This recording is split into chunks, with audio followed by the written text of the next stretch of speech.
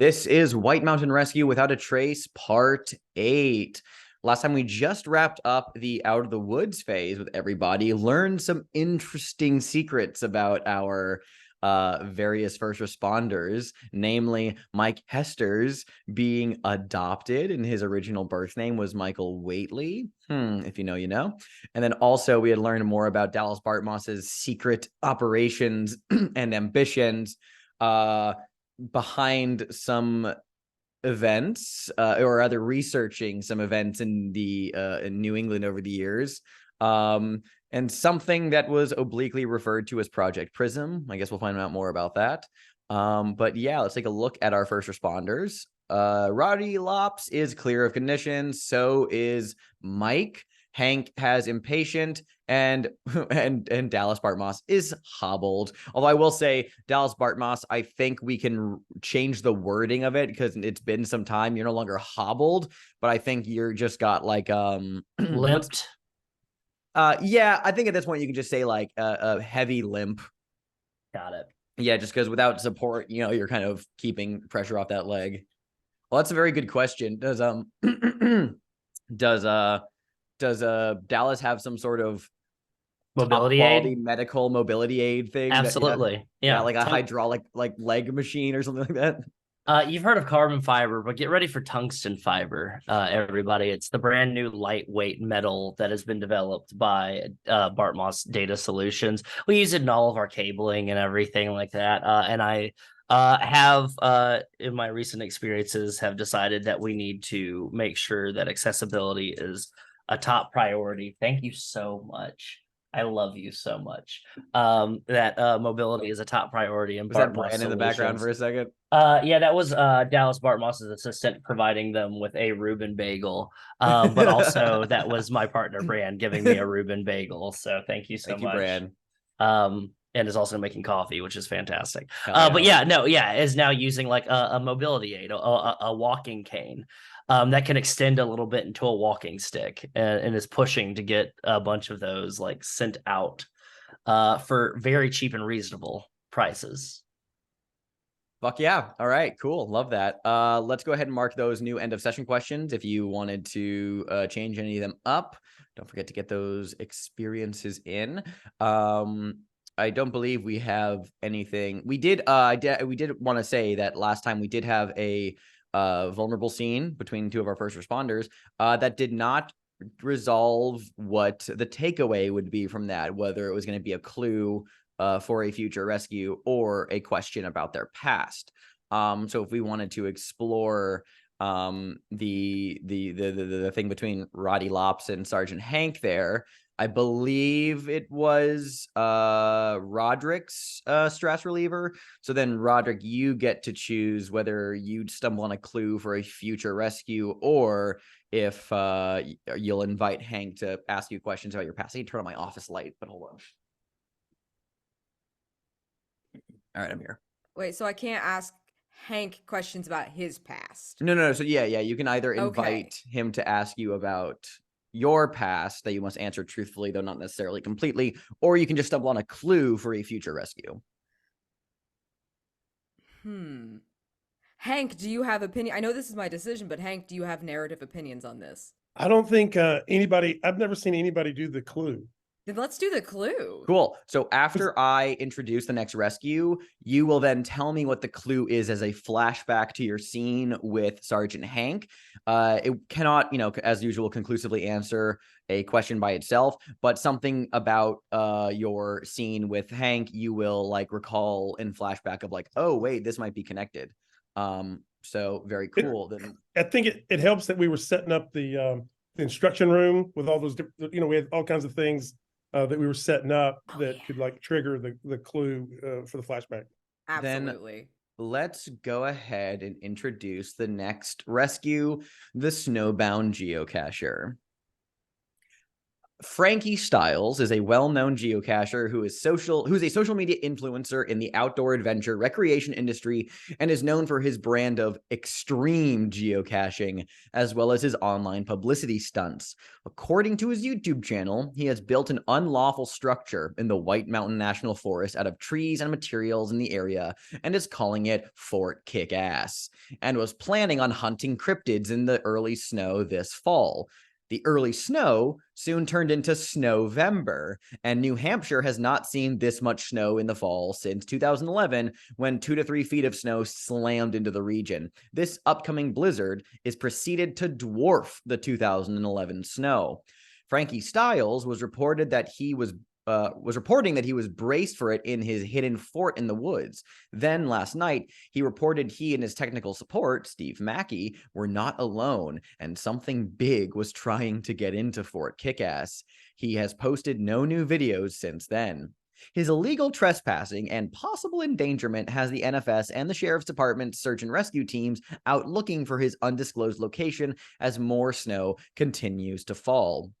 I have an establishing question here. The NFS has his fort's location narrowed down to a couple locations near Mount Passaconaway. And which of you has the highest reason? I believe that is Hank.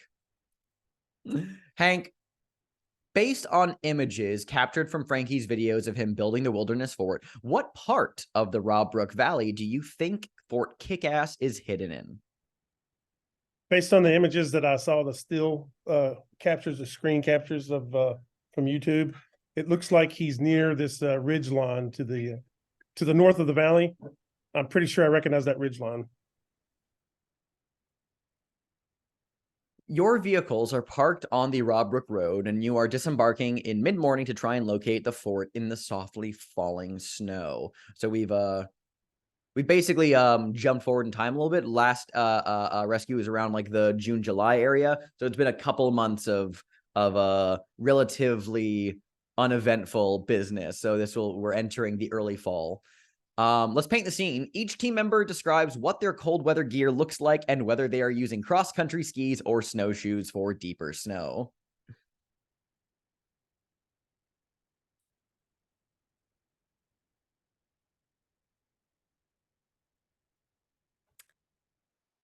Go ahead.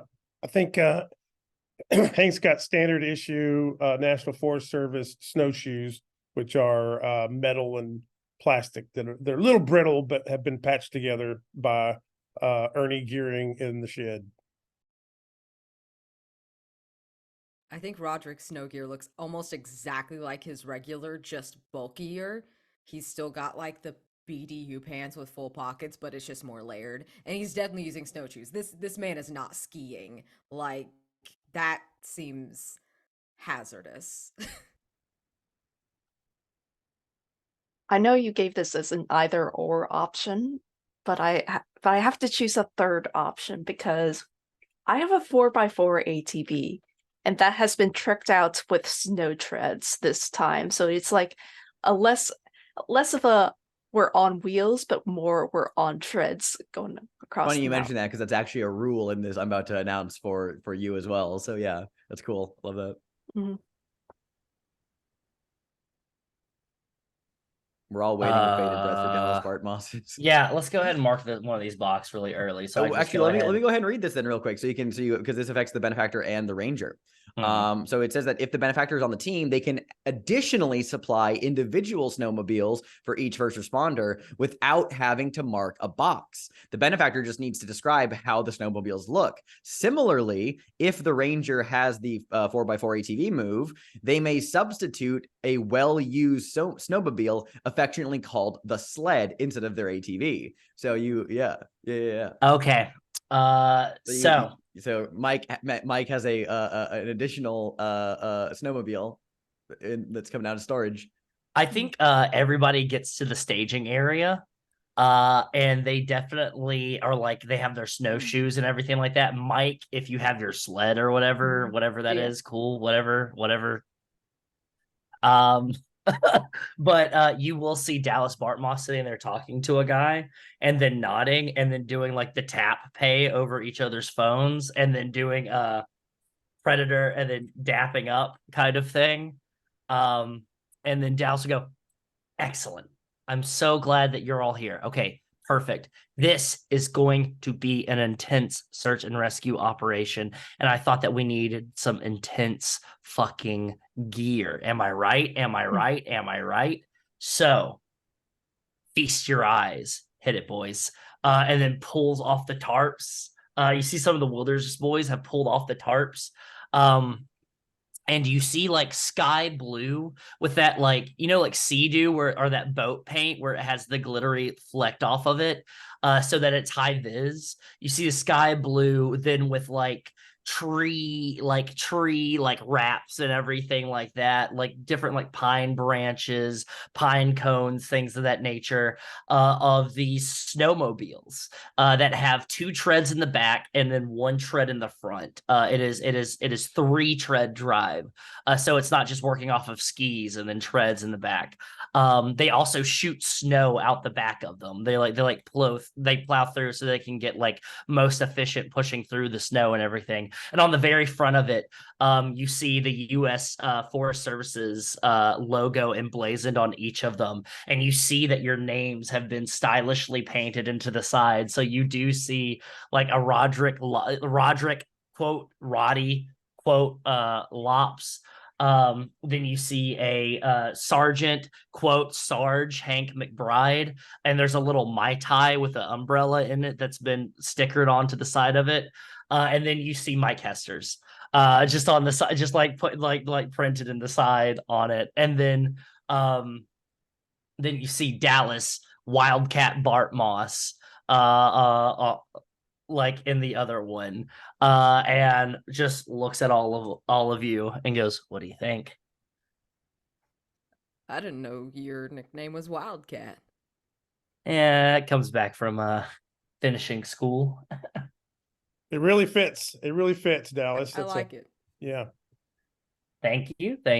Now take your time with them. They are pretty, they have some get up and go to them. As Mike knows, Mike uses an ATV and everything like that. But I'm pretty sure Mike could show us the ins and outs of how to use them and everything, and be able to use them super effectively, so we don't have to worry about anything. Is that right, Mike? Yes. Perfect. Pay no attention to the fact that I'm highlighting some of y'all's conditioned spaces. This is just me doing a visual reference for myself of who has phenomena from previous things. This does not affect your boxes anyway. I'm just kind of color coding them just so I have a visual reference of who is affected by multiple phenomena. And so I'm just keeping that just as a temporary thing, so don't worry about it. Okay. Yeah. Very cool. We have this is our first rescue with a threshold question. Yeah, that's actually part of the reason why I chose it, because I don't believe many of the other rescues have threshold questions. Some of them do, but not a lot. We have, is the geocacher simply orchestrating a hoax, or have they inadvertently attracted fatal attention from some unworldly entity at a complexity 6? Answering this question, you'll unlock the next appropriate question. We also have the Crown of Frost available for this rescue, where each first responder narrates a flashback to a moment they were extremely cold. And also, it's worth noting that this is a rescue with really, at least on the outset, no other side characters around. This is just you guys on the job out here in this stretch of wilderness. So, I mean, always, if it comes down to their moves and interacting with other people, just that's a thing. But like, yeah, like as far as like on the scene activity, you guys are just arriving in this part of the wilderness, in the valley. Like, you're just out there. This is not the kind of place where there's like a camping ground nearby. There isn't like a station near, this is just the wilderness. So we are getting to explore that. Let's take a quick 5 so I can grab more water and everyone can think about some first interactions they want to have. All right, so we begin with our first responders driving through the snowfall into the valley in question. This small valley runs southeast and northwest, with the jagged ridge of Owl's Cliff rising up from the snow-covered forest to the north and Mount Passaconaway blocking the south. Snow is about 14 to 15 inches in places, but it is still gently falling. A small, unfrozen stream runs the length of the unforested center of the valley. Let's paint the scene. What about the dark clouds overhead make them seem more ominous than usual for snow clouds? I'm going to say that typically we could see where the sun is. Like, we can't see the sun, but we can see the glow where the sun is. But I can't tell what, like, you could tell me what time of the day it is, and I wouldn't know because I have no idea where the sun is.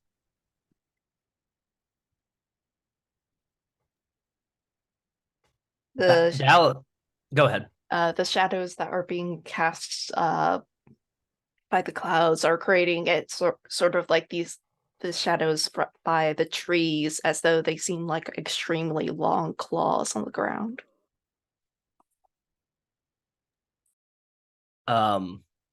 Dallas just keeps on thinking about how these clouds look ominous enough, like something out of Dallas's favorite childhood movie, The Page Master, or out of Night on Bald Mountain or something. And it's just really deeply affecting them. Oh my gosh, can't top that. But the clouds feel low. They don't feel far removed from us. It's almost like they're closing in on the space.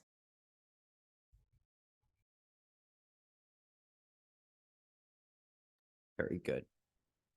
Okay. Let's get a little bit of a first responder group role play here, just for a moment, because you guys are arriving on the scene together, and as a bit of a painting, not painting, it's kind of like telegraphing some of the locations available to you here out of the gate. So you're in the valley. There is this stream that runs through the center of it that you can go to. There are tree lines on either side of the valley that expand into like forests and stuff like that. So there's a lot of stuff around you, obviously. So this is our first like real like deep in the wilderness rescue that will kind of be a bit more open with how you guys approach things. So let's go ahead and just get some on the scene role play. I pull up. I guess I cut the engine, or I slow the engine down, and I wave over at Mike, and I Hank yells at Mike. Mike, are we going to be able to get in those woods with these snowmobiles? Should be. Typically, trees are fairly, like, they look more dense than they actually are because of how heavy the snowfall has been. So it's more or less that you don't want to go on in full speed. You want to be a little bit careful and brush away like the outer edges. And once you get past that first barrier, you should be good. Sort of like an umbrella. I wonder how this Styles character got in there. I'm not seeing any. I don't think I'm seeing any like way in. From what I've heard of the initial reports, it's more that he came in before the snowfall, so any paths that he had taken would be covered up by now. So like this is going to be difficult. Can Dallas get off of the snowmobile and start kind of like looking around like under like near the tree line and everything, and see if there's any kind of signs of like how animals are moving through, if they seem to be like any pathways that they're taking or any pathways they're avoiding?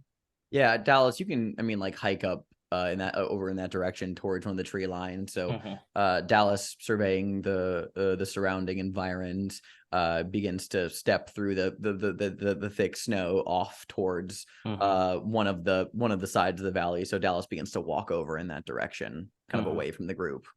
Careful, don't go too far. Yeah, I'm just trying to see if I can see typically if you follow the smaller animals, they kind of show you which paths are more well trod and which aren't and everything. You kind of see on top of the snow though, just yelling and everything. Has put a fix on the end of the mobility aid, a little like spread like star asterisk kind of thing to help with like snow, like it's a little snowshoe. Yeah. That's cool. Yeah, I mean, once you get up to the tree line, I'll have you make some rolls, but for now you're kind of like hiking it over in that direction. Perfect. But I can leave. So while Dallas walks away, leaving you three. Hank, do you go ahead? Looking around for wilderness boys. Do we see any? Because we're out in like a a non-wooded area. No wilderness boys. I would Okay. nothing yet. I'm thinking about going And up then this- they approach like Planet Hoth. They start crawling out of stuff. They're wearing. No, I'm kidding. I'm going to go up this creek and then bank right back around to the tree line, Mhm. and hopefully that'll close them off. I don't know if anyone wants to come with me, but we're going to have to get in these woods sometime. I don't think anybody should go alone. These conditions are way too bad. If someone gets lost, I don't want anybody freezing to death or some shit. Listen. Does anybody want to go with Dallas? Not it. Listen, Mike, you want to go or me? I Oh, don't care no. which. Oh, you're No. good. Hey, Uh, does anybody want to walk with me just so I don't get lost? 2 by 2 stick together like glue. Oh, Great idea, Dallas. We'll send somebody with you. Fabulous. Great. And I look at Mike. Like, you want to go Oh, with no. me? No? oh, goody. Hold on. I need to reconnect. Oh, no. Oh no, we're It losing. looks like it's you, Roddy. Drawing straws. All right. Mike Hestors just fades into the void. Would right. rather fade from existence than spend any amount of time with Dallas Bartmoss. So relatable. Why don't you send Mike over? Us two together, we could really carve. I think let's focus on Hank and Rodrick because it sounds like Mike was going. We're gonna Mike by default. Okay. Yeah, we'll send Mike over. He's real good with this snowmobile. I'll go with Hank. Very good. Perfect. I'm sure Mike is thrilled about that. Oh yeah. Then in that case, Sergeant, Hank, Rodrick, you two walk over closer to the frozen stream. It's about 4 or 5 feet across, still running for the most part, only getting kind of like collecting frost at the edges of it. Some thin ice has formed on the sides, but nothing substantial. The current is pretty steady with only a few large rocks in its path that make it twist around them. Let's paint the scene about the stream. What birds appear to be watching you in the snow from their perches on dead tree limbs? I wish I knew birds from Maine better. It might be State creepy bird? if they aren't birds from Maine, so therefore use just general bird knowledge. I'll do the state bird is the chickadee, which is a small little snowbird that's got like a little black cap. Mhm. And what's weird about it, the reason why Hank even notices them is they're like sitting in like groups of 3, 3, 3. It's really odd. Have you ever seen a butcher bird? These birds, they kill things by impaling them Spikes, yes. on spikes. Yeah. And there is a butcher bird or two impaling a small rodent on a particularly sharp tree limb, almost as if making eye contact with us while it does it.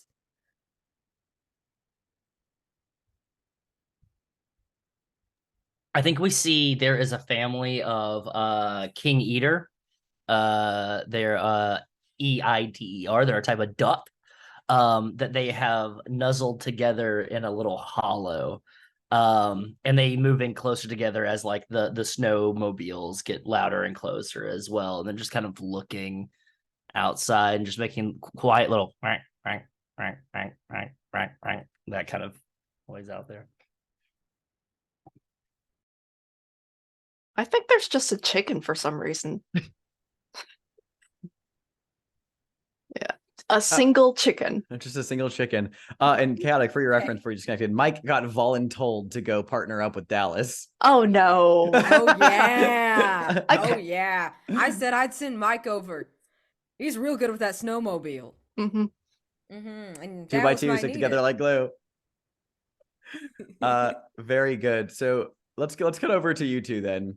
Dallas, Bartmoss, Mike comes walking up from the others to join you as you two are walking towards the nearby tree line. It's not like a hike, but you two are hiking over there. Let's have this initial scene between you two as you're walking towards the tree line. Mike, glad you can join me. Dallas. How you feeling, by the way? All right. I just know that things have been pretty heavy for you recently, and so I just wanted to check in, make sure everything's okay. Like, I know we don't get along really well, but I have been very intense, quietly, just kind of, kind of being an annoyance, a nuisance recently. So I apologize. I really do. Mhm. Yeah, I kind of figured that stuff would be a little bit worse for you. Like you did find, like when we were out your last, fell into like a pit trap. Yeah. So been working on some brand new types of forms of just like medical aid and everything at Bartmoss Data Solutions, utilizing, the weaving and wicking of different types of spiders in the local area that have really high tensile spider silk, and been able to make new types of gauze with that. And it's been really helpful. Like if you want to, when we like set up base camp or something, I can show you my leg and everything. It looks pretty gnarly, but it's healing at an exponential rate. But enough about me. I talk about myself way too much. Here, and goes ahead and pulls out a thermos, Mhm. and you can smell coffee from it, and just like sips from it and offers it to you. I will take it. I'll take a sip. Perfect. Keep you warm. On either side of this small valley are tall, dark trees, mainly evergreen, but some others are mixed in there, scattered about, as well as small brushes on the edge. The snow is clinging to the trees that make the interior forest appear dark and foreboding. Let's paint the scene. The forest on both sides seem impenetrable. Describe some ways the team might be able to get in.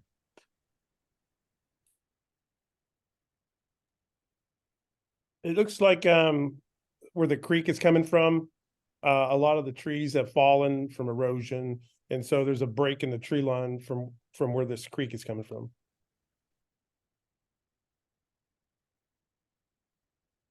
Yeah, it seems as though that this particular stretch of the forest has like these big briar bushes. So like it seems that it's funneling us to this one particular point. And I think some of the snow is soft enough. It looks like maybe, maybe an animal cleared it. Maybe it fell more from the trees than the sky, and it was just sort of, you can maybe plow through it with the snowmobiles that shoot the snow that Dallas has lovingly provided for us. And finally, there is a river stream off to the side that is completely frozen over, that could be trekked on foot. You'd have to leave the snowmobiles behind, but it could be trekked on foot, that kind of thing. Just off to the side, though. Pretty dangerous, though, risky. But, U.S. Park Services, U.S. Forest Services. Makes sense. All right, go ahead. What do you think we should keep an eye out for? Just I know probably looking for smaller tracks and everything could help show us exactly where to go, but do you think this a character like this, what kind of signs of life he would leave behind or anything like that? Maybe a selfie stick or something. Probably not. Typically with these geocachers, they like to hide their sort of tech things. So like it's not going to be obvious. They're pretty big on camouflage and whatnot.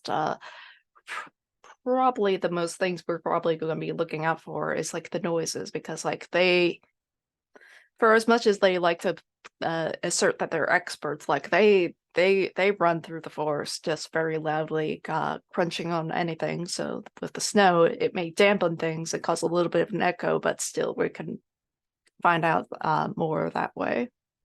Excellent. How about we do some kind of exercise? Exercise it in Tibet. Love the people of Tibet, and just heartfelt feel their struggle every day. But just you want to like just kind of stop and just listen, just like nothing. Like try to hold your breath and everything, and just kind of focus on the sounds that we're hearing around us.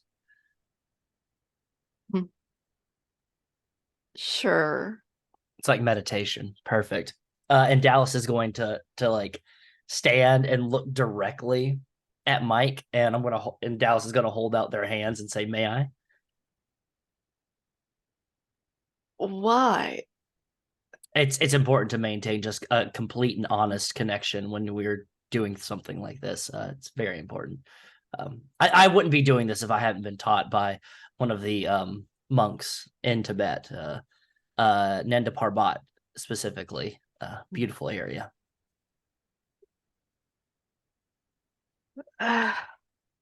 Okay. And I will hold Dallas's hands, like, And Dallas is just gonna look intently into Mike's eyes and just start just listening, trying to syncopate, like get the rhythm of the breathing, just like in tune with each other. Then why don't I'm so interested. This sounds like a search move plus composure for focusing on listening to your surroundings and just calming the mind, Dallas Bartmoss. Perfect. I don't have any items that would help with this, but that's okay. Yeah. What did you say? Plus, how do you say +1 or composure? One might say that I could use sensitivity because I am using something of medicine. No, I'm kidding. It's not bad. That is a 5 and a 6 and a +1 that is a 12. Which means you get a mountain clue. I get a mountain clue. Yep. Plus a regular clue. Oh boy. Roddy, it's a chicken. Holy shit, what?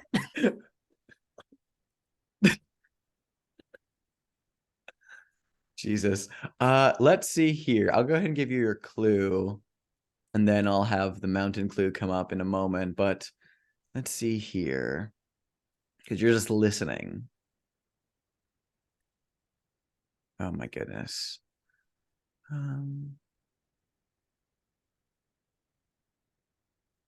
You take in the sounds of the forest, distant bird calls, the wind picking up the snow,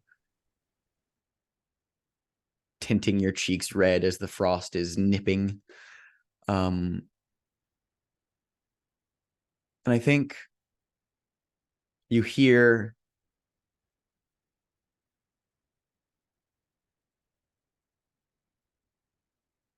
strange howls coming from far away, deep in the forest. Maybe coyotes? Question mark. That's kind of disturbs the sound for a moment, but other than that, you just take it in slowly. Jump back over to the chicken adventures of Roddy Lopps and Hank McBride. I think he go ahead. did have a chicken in his in one of those YouTube videos, Roddy. He brought a chicken out here? I think this chicken might be coming from his fort. Why the fuck would he bring a chicken out here? They're so far out, there shouldn't be any chicken. I don't think y'all got wild chicken. Hey, little buddy, you want to come here? That is the domesticated chicken, Roddy. He was probably going to eat it. I don't know. Is it a pet? Hey, little dude, you good? You want to come here? Where'd you come from? I'm going to look for tracks in the snow to see if the chicken is coming from the woods, maybe from... Incredible. And don't forget, by the way, B, that you owe us a flashback to a clue that Roddy saw during your scene previously about that can apply to this. So while you're thinking about that, let's have Sergeant Hank McBride. Why don't you roll the search move plus your reason? Well, I'll say, I think impatient might get in the way of this. Well, let me roll an additional die to go with my 2 and my 4. Okay, that was a 3, so it's a 5, 6, 7. Ooh. Hey, not bad. Clue with the complication. Hey. Love that. Do you have an idea for something, B?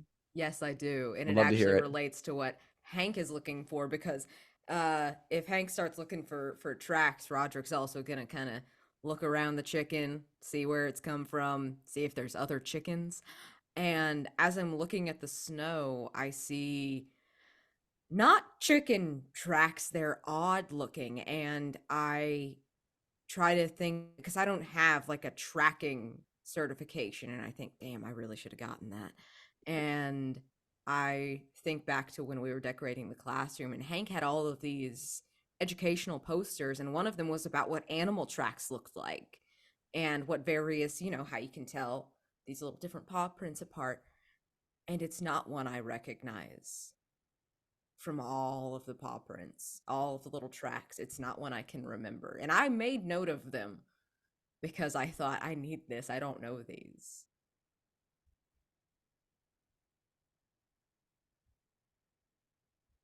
Go ahead and add that to the clue list for this one. I love that. Let me take a look here. You're looking at tracks. Mm-hmm. You do see, I will say this is not count as a clue. First of all, this is just a detail. There is a trench made from packed snow that is difficult to tell if it was animal or man-made, since it's beginning to get like filled up a little bit by the snow. But it does seem to be a bit of like a pathway into the tree line through the woods a little bit. It's a bit of a followable trail. The forest is dense. But it does lead kind of like deeper, and you do kind of like see this kind of like carved out trench in the snow. As for an actual clue, let's see here. Actually, I'll actually take this clue from the list and stack it on top of that. I'm actually going to say that this if this wasn't, you can't tell if it was animal or human still, but like if it was an animal, it must have been something like large plowing through the snow, like maybe something the size of a bear. But you still aren't able to tell. So that is your clue, is that this like forest path has been carved out by something large, plowed through, whether it's a large animal or some kind of machinery or something like that, you don't know, but that is your clue. As for your complication, take a look at your stuff here.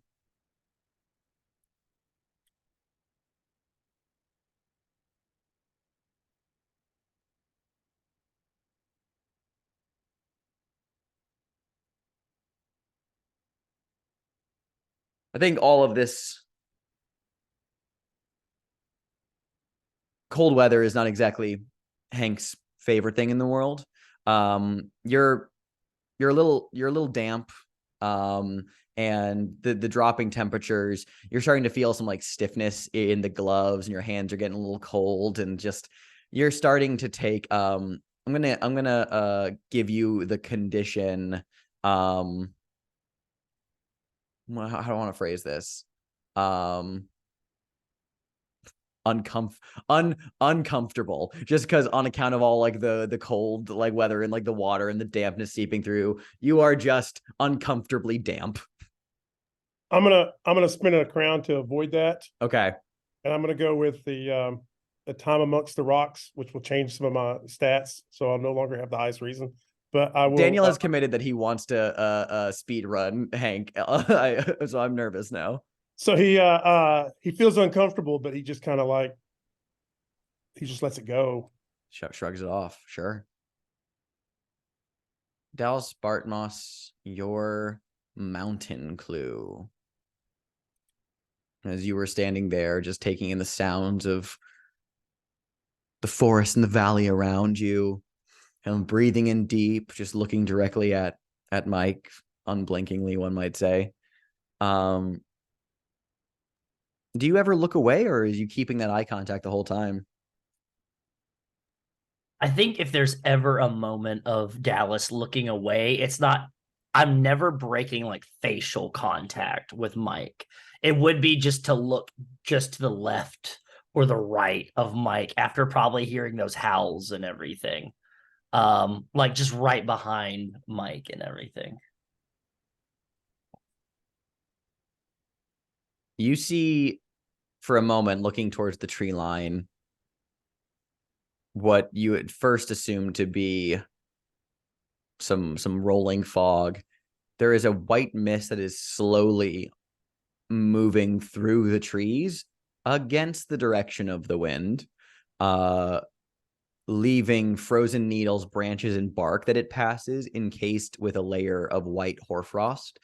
and then you're guys kind of like just watching it spread, and it suddenly shift and starts flowing in your direction through the tree line, making a cracking sound as crystal-like ice forms on the branches. But as it gets to the tree line, it then just kind of then diverts path again and goes deeper in.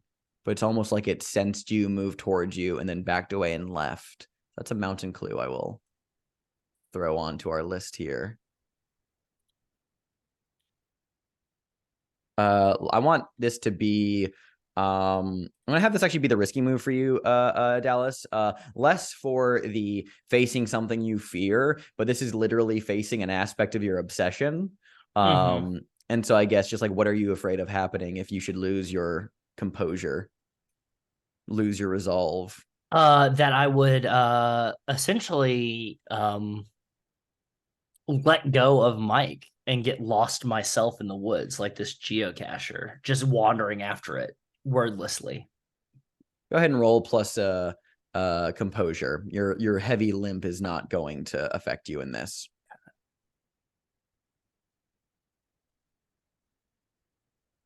That is a 5. 2 + 2 + 1. Interesting. I mean, right away, you drop Mike's hands and you see this patch of unnatural frost. And if nothing else, this is probably one of the easiest gets for you. And you are going to, in full action mode, very quickly drop all sense of meditative listening, spiritual self, and hoisting your pack, you go sprinting off into the tree line, trudging through the snow as best as you can manage with your limp, desperately chasing after this unnatural mist. Dallas, where are you going? Dallas. I think I'm going to spend a crown because I don't. It's a little bit too soon for Dallas to run off, but I'm going to spend a crown of the forest. Just like looking at that mist and seeing it swirl and then looking enticing and everything. And Dallas is going to hear Mike and stop. And then shake their head and then look back at Mike and nod and say, "You're right. You're right. I'm putting the cart before the horse." Your complication then will be you take the condition marked by the mist. Perfect.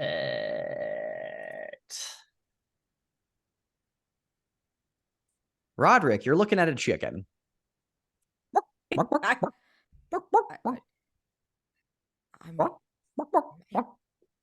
buddy. Do you think this thing knows where this guy is? I don't know how good chickens' sense of direction is.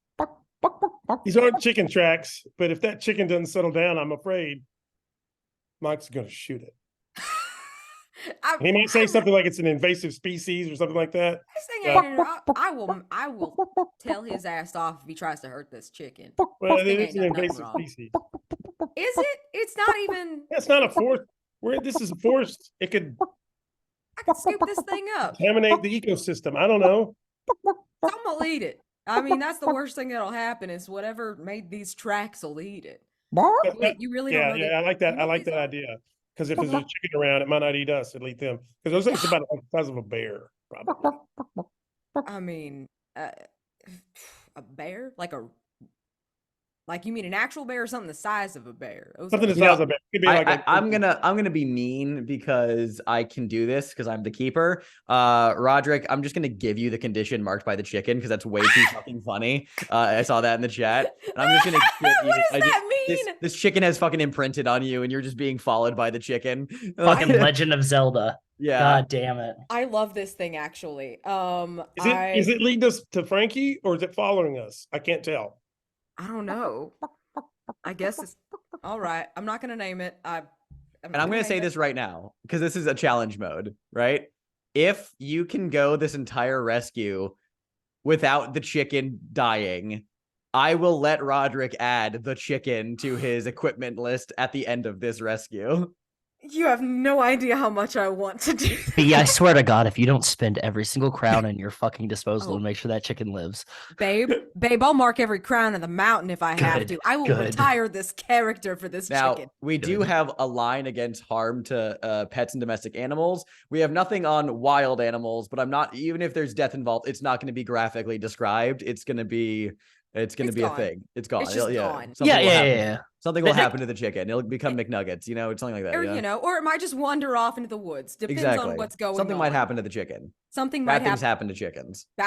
I have owned chickens that bad things happen to them all the time, but not this one because I will spend every crown to keep this terrible little bird safe. Okay, well, we got a chicken. I don't know if this is gonna help, but maybe the guy will hear it and I'm hoping it think goes back to is. Fort Kickass, wherever that is. yeah, maybe this thing knows where Fort Kickass is. It's Maybe he it's had been other clicking on animals. it. Maybe he had other animals, and it's not a bear, but it's like for all I know, a pig or something. Why the hell would he bring this many? Why would he bring a chicken? Much How less long was other he? animals. I don't remember how long he was planning on staying out here. Oh God. But he's an extreme geocacher. Oh, So which I didn't I'm even know those proceeding with existed. caution. I guess anybody who names their Fort Kickass needs to be approached with caution. I don't think that he's really prepared for out here. Is he, little buddy? No. Incredible. Dallas and Mike, what are you doing? Thanks, Mike. You heard the howls, right? Yes, the presumably coyotes. Maybe coyotes, maybe wolves, whatever they are. That's probably near where our geocacher is. Probably communicating each other about what, like food or something. And though we didn't hear a lot of them, though that could be where we need to look towards. Yeah, coyotes aren't usually a threat to human people. They are to smaller animals such as pets. This is why you should keep your cats inside. That's what I'm thinking. That chicken that we saw earlier. What if there's more? What if our geocacher brought a whole coop out there, and so that's a good point. Yeah, that I know. Like Hank or Raji are probably going to say like the chicken is in like some sort of like I'm gonna hurt it or whatever. But, like it's just a chicken. Like they're not an invasive species or anything like that. yeah, they just kind of hang out. Yeah, they're domesticated animals, so like they're not going to do well out in the wild. Mike, thank you for taking that moment with us. Mm-hmm. I think it's really going to help us out. Mm-hmm. Let's get back to the other two. The gently falling snow is beginning to increase in size and intensity a little bit. The snow is picking up, and you two, the two separate groups, reconvene. Rodrick has a chicken. Hey y'all. We got a new recruit. Sorry, no, B, you have to say what you just put in the chat out loud. I do. Okay. So there's no way that's not canon. Yeah, okay. So yeah, actually, Sergeant Hank typed in the chat, Roddy, do not let Mike see that chicken. And I said that Roddy scoops it up and puts it in his jacket. And so I had, well, the chicken kept following me, so I just scooped the little dude up and just kind of, he's in my jacket, and it's just Okay, that's hey y'all. It looks like we got two ways in the woods here. This Mhm. frozen creek and then this animal trail. And I don't know if the snowmobiles can go on. Probably not the frozen creek. Oh no, that I don't think like since like we would have to like test it about how thick the ice is, and that would take like a while. What about Absolutely. this? What about this animal trail? Do you think the snowmobiles can go down this one? It looks fairly decently wide. Seems like deer come here through fairly frequently, so yeah, it should be big enough. You guys want to stay together? Or you want to split up and one of us go with the creek and one of us, the other group, go? Because I think they're going in the same direction, sort of. Up to you. Each of your snowmobiles are outfitted with a pair of Bartmoss skis. And I actually like the idea of on one, because it's the tree line on both sides of the valley. One side has the trail, the other side has the stream. So it's like it's more dramatic that way of like there are two different like paths that go in different directions. Yeah. Make it seem a bit more pressing to choose. Oh yeah. Let's just in case, let's go ahead and when we need to meet back up or anything like that, or if we get to the end, just so we can keep an eye on each other if we're going to split up, let's go ahead and use these. And Dallas is going to grab a bag and open it up, and you're going to see thermal imaging, like IR and like infrared goggles inside the bag. And I'm going to mark one of my state-of-the-art everything boxes For enhanced team optics. Enhanced team optics. So yeah, thermal goggles. They're the Splinter Cell ones where they have like it's the 2 and the 3rd on top that you can like flick down. And just gotta pass them around to each of you. All right, so I will reveal 2 relevant clues either at night or in low light conditions, which I will say that the increasing snowfall will qualify as that eventually. We will get some of that. Perfect. Well, since Dallas, since you're hurt, why don't you take one of the snowmobiles up this animal path, and then I'll take the frozen creek with these snowshoes. I'm not much of a skier, thanks. Those look really, really good. Those are very expensive. And I don't know, whoever wants to go with Dallas, whoever wants to go with me, we can split up here now and Someone needs to go with you. You can't be going on that creek by yourself. That ain't safe. No, that's safety first. How about since Rodrick? Yeah. Since you've got the chicken and everything, do you think you're gonna be able to pilot that snowmobile? I mean, maybe. I've never done it with a chicken or one-handed. Why don't you go ahead and go with Sarge there? Okay. And just make sure that like everything's taken care of and everything, and that you don't scare the chicken or anything. I don't want you to be going 60 miles per hour and then all of a sudden the chicken freaks out and then then you got a extra crisp. I get my gear off the snowmobile, and I lean over to Mike and I say, Mike, now watch out, because Dallas is acting real nice, and that always makes me a little nervous. Yeah, he almost went. They almost went into the woods by themselves. Yeah, I think they want something out of the situation. I'll keep an eye on them. Thanks, Mike. Let us know. Give us a shout on the radio if you find this unlawful structure. Yeah, I'll give a shout to like if we find more chickens. Yeah, that would be a good sign, because this thing ain't supposed to be out here. I don't know why anybody would bring a chicken out here in the winter. He's an extreme geocacher. Is that what they do? Yeah, he's like a social influencer, does extreme geocaching. And I think geocaching was a thing like 10 or 15 years ago. So this is next level, I'm guessing. I guess. I'm not on the internet. I don't know.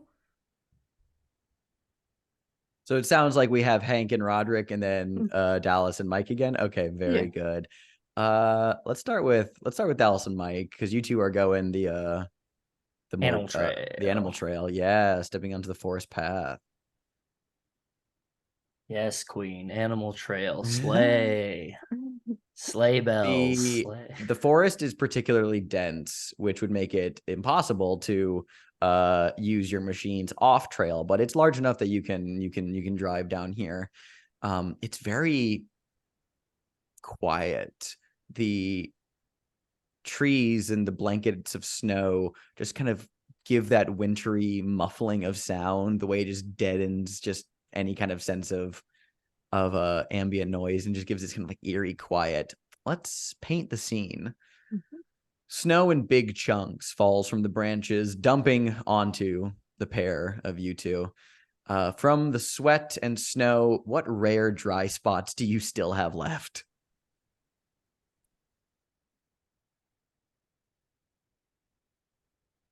So, Dallas's mom always told them, wash behind your ears. But Dallas never had to wash behind their ears because their ears, behind their ears, are characteristically super dry. Not a lot of grease or buildup or anything like that. It's been a doctor. So like everything else is just drenched in sweat and everything like that. But like the ear inside Dallas's earmuffs that are underneath the cowboy hat, like the Stetson hat, are just as dry and nice and warm as possible. I'm gonna say Mike wears wool socks, and the thick wool socks, and they wick away moisture, so his feet are still dry.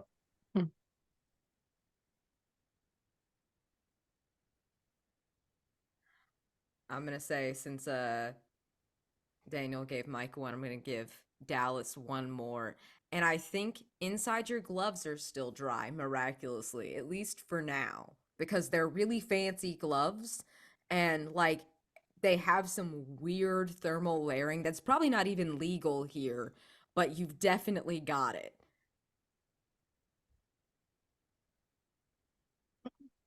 I think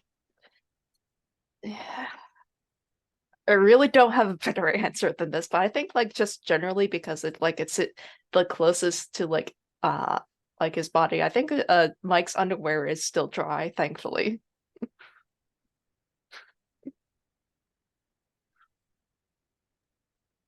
What are you two doing? Just set the scene for us. I'm gonna describe what's happening with you two. Do you think Mike would be in the lead and Dallas would be bringing up the rear? Probably. Mhm. Like I think Mike is like trailing ahead, just making sure like we're heading through the snow at the right direction rather than it like building up so much like we get stuck, like because like that is a concern with like how this heavy snowfall. Yeah, I think Mike can overhear Dallas talking to themselves.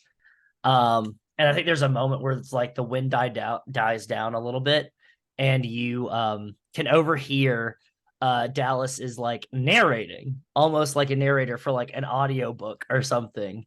It's just saying the cold wind cut deep into Dallas Bartmoss's bones as they were riding alongside their fellow U.S.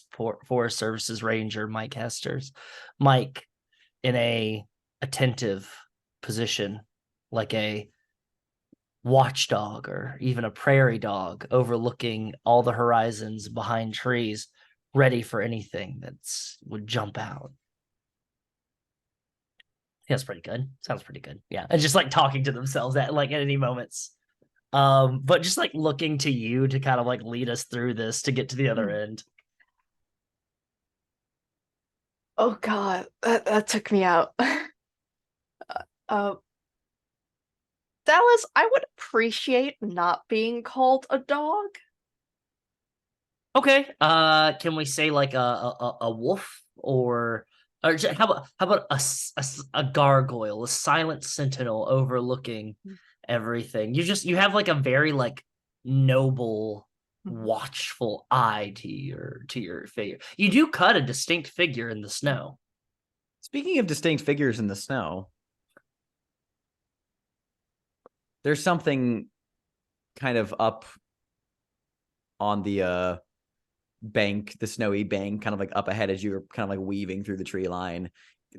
As you get closer, you see there's a bunch of like branches like jutting out, but oh, those aren't branches. They're wood, but they're not. They're like wooden poles with filed tips shaved. They're spikes that are jutting, like that were kind of like stuck into the snow, kind of angling outward towards you, but not like something that you could like easily run into, not like a trap. They are kind of threatening. I have a question for just you two, because you're the ones affected by this. How can you tell the wood devils left these here for you to find? Because they look just like those fucking scarecrows from before. God damn it. One of the little scarecrow husks has a little walking stick it's holding.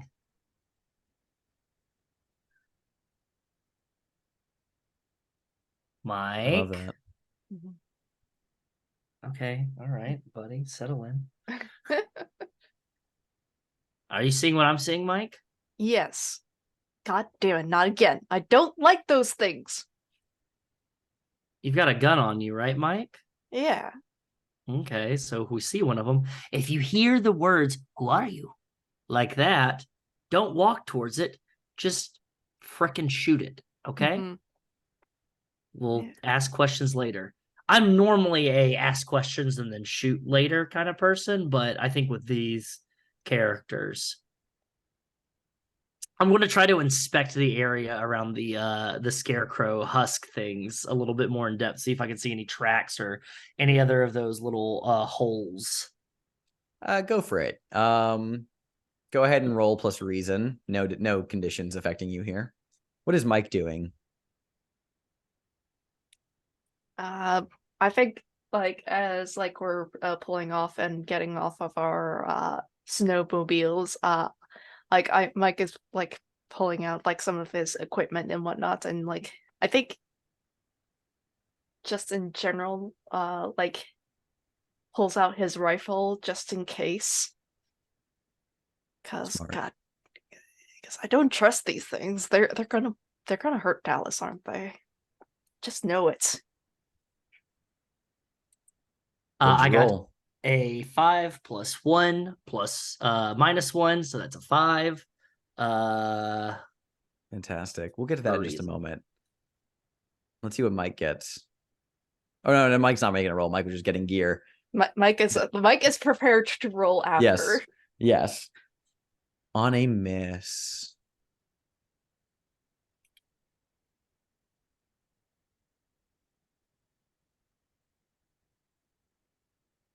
Something very large rapidly moves through the forest behind you, Dallas. You didn't get a good glimpse of it in the dimness. It's either a very large dog or maybe even a deer or perhaps something else, and runs deeper through. And indeed, in the stir-up that follows, you hear soft cicada-like buzzing coming from your left, your right, ahead, behind, increasing, getting closer and closer. And then you hear, "Who are you? Who are you? Who are you?" Let's cut over to the other two while we think about that. I have to say, just a preemptive star again to the mechanics of having people who can experience the threats from previous things still keep showing up.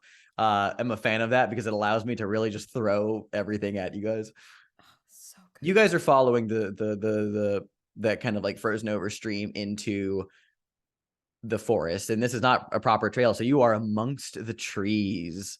Everything here is very densely packed together, almost impossible to move with any sense of expediency. There's not enough light getting through the upper branches of the pines to allow for much underbrush. Ducking branches and sidestepping fallen logs, half buried in the snow, is definitely required. Let's paint the scene. The snow either filters through the limbs or falls down in big chunks from branches. Describe how you maneuver through all this mess while keeping an eye out. With difficulty, I have a chicken in my arms, but it's not like the first time Rodrick's maneuvered through all of this, and so it's very slow going to avoid getting just absolutely pummeled by branches and big chunks of snow, but it's better slow than, falling into one of those holes under a tree or something. Hank is looking up and down and side to side. He's looking around a lot more than he normally would. I think normally he just looks at the ground and walks, but he's looking up to avoid these big like sliding chunks of snow. And he's trying to do what Mike and Dallas were doing. He's trying to listen to see if we hear anything that might be the camp. Well, given that you have some of those thermal imaging equipment courtesy of Dallas, and you are in a more dim area, I will give you guys some clues that you two found since you two are in the midst of this. But on top of that, Hank, if you also want to roll reason while looking around out here, you may do so for some clue finding. Yes. Let's see about your conditions here.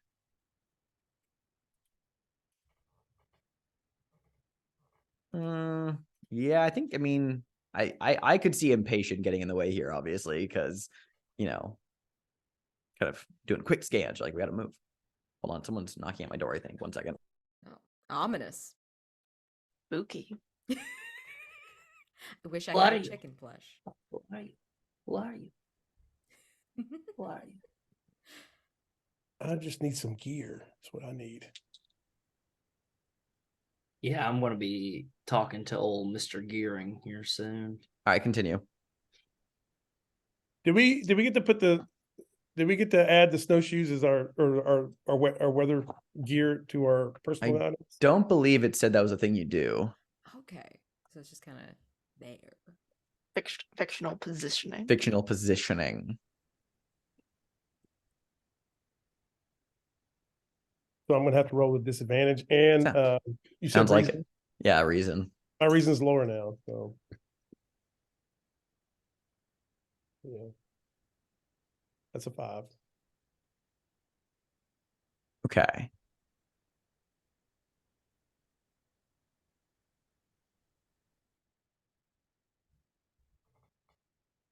I'm gonna go ahead and describe things that Rodrick finds. Do I need to roll, or is it because I No, have because you're those gonna get the 2 events? freebies. Oh I'm shit! gonna give you the 2 Oh freebies. no, sorry. I think part of the complication that is behalf of Hank here is that there's some splitting up happening. It's just like you guys are kind of like separating and like looking at different, not too, you know, you're not intentionally going too far, but like you're going in that direction, he's going in that direction, just kind of wandering. It's easy to lose track of one another as things get colder and colder. For the 2 freebies, first of all, you spot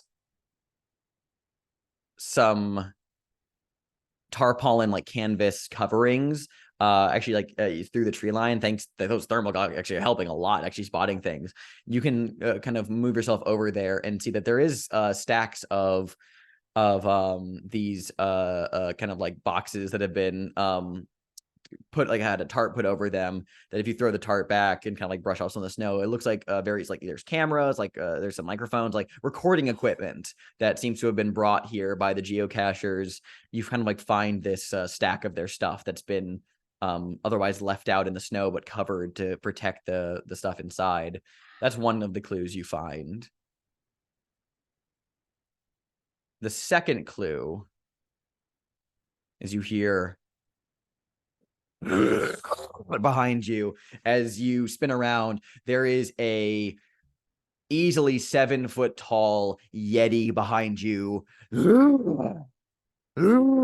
Like, And it's a fucking Spirit Halloween animatronic that's just kind of half in the snow. And it's one of those motion activated ones with the glowing eyes. motherfucker! Jesus! Huh? Hank! You yell out Hank's name. I think for your complication, Hank, I'm going to say the in the woods, the temperature is suddenly dropping and the wind is picking up, especially out here in the trees where like the wind kind of gets naturally funneled and like blasted through here. You're going to need to make the risky move either with vitality to find some shelter, and this will apply to Rodrick too, or using reason to get some technology to warm up from your pack. That's your complication. It's just some danger here as you are kind of being exposed to the elements.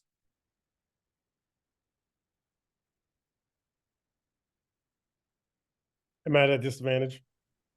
With impatient, no. So which one are you going to use, do you think?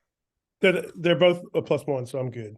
All right, and Rodrick, this will apply to you as well. Are you looking for shelter, or are you looking for to kind of like warm yourself up with some of the gear you brought? Probably gear, because All right, I then don't want you'll to use stop. reason. Yeah, Yeah. and Hank, which one are you doing? Are you gonna? I'll go with shelter. Okay, so you're looking to like brace yourself like somewhere nearby where the wind. So you'll do vitality. Rodrick, you'll do. I mean, what are you both afraid of happening here? Hypothermia. Mhm. That makes sense. I'm afraid there's going to be like a medical emergency, but I'm also going to be involved, so I can't help. Makes sense. All right, go ahead and roll. 9. I've got 9 this time. Oh, dang, I got an 11. Very nice. Oh. Yeah, Rodrick, you can go ahead and narrate what you bust out to keep yourself nice and warm against the elements. Sergeant Hank, I will let you also kind of like narrate what shelter you find, but the complication here is I'm just going to give you a chill to the bone as a condition. If we're not separated, I'm going to use that tarp in those equipment boxes to like get under that, shove them out of the way, and make a wall. Oh yeah, I like that. I like that. So you're just gonna Yeah. take chill to the bone, and then as a condition, then and you kind of like use it as like makeshift impromptu shelter to get like kind of underneath like this little box fort with the tarps over it, to kind of like, which is flapping a little bit and like tenting out from the wind, but it's relatively well protected. It's oiled, so it kind of like keeps out the wind a decent amount. Okay. Question. Yes. Could I spend a crown to get it to a 12 plus and help Hank? You will get an extra. The extra advantage won't help Hank, but I will say it will be an extra advantage if you want to get it to a 12 plus. I will. I'll save it for the chicken. Okay, save it for the chicken. Yeah. Okay, it's 11. So just narrate what you do. I think there's like one of those little heat packs, like how you can, the handheld ones, like how you can like the chemical kind that you can kind of like stick in the fabric of your glove. I think I have one of those to keep my dexterity, so I don't like, how like when your hands get really cold, you lose the dexterity and be able to not do stuff. So I think that's probably what happens. I also kind of put it on the chicken a little bit, like not like directly against, but I know chickens need to keep warm, and Rodrick has become emotionally attached to this chicken. As the winds pick up, we cut back to the other side of the valley's tree line. Dallas and Mike, you hear on all sides these whispering voices of the wood devils getting ever closer, and you don't see anything. The snow is reduced visibility a little bit, but like you, even through the tree line, you don't see any shapes. You just hear a lot of things on all sides. What are you doing?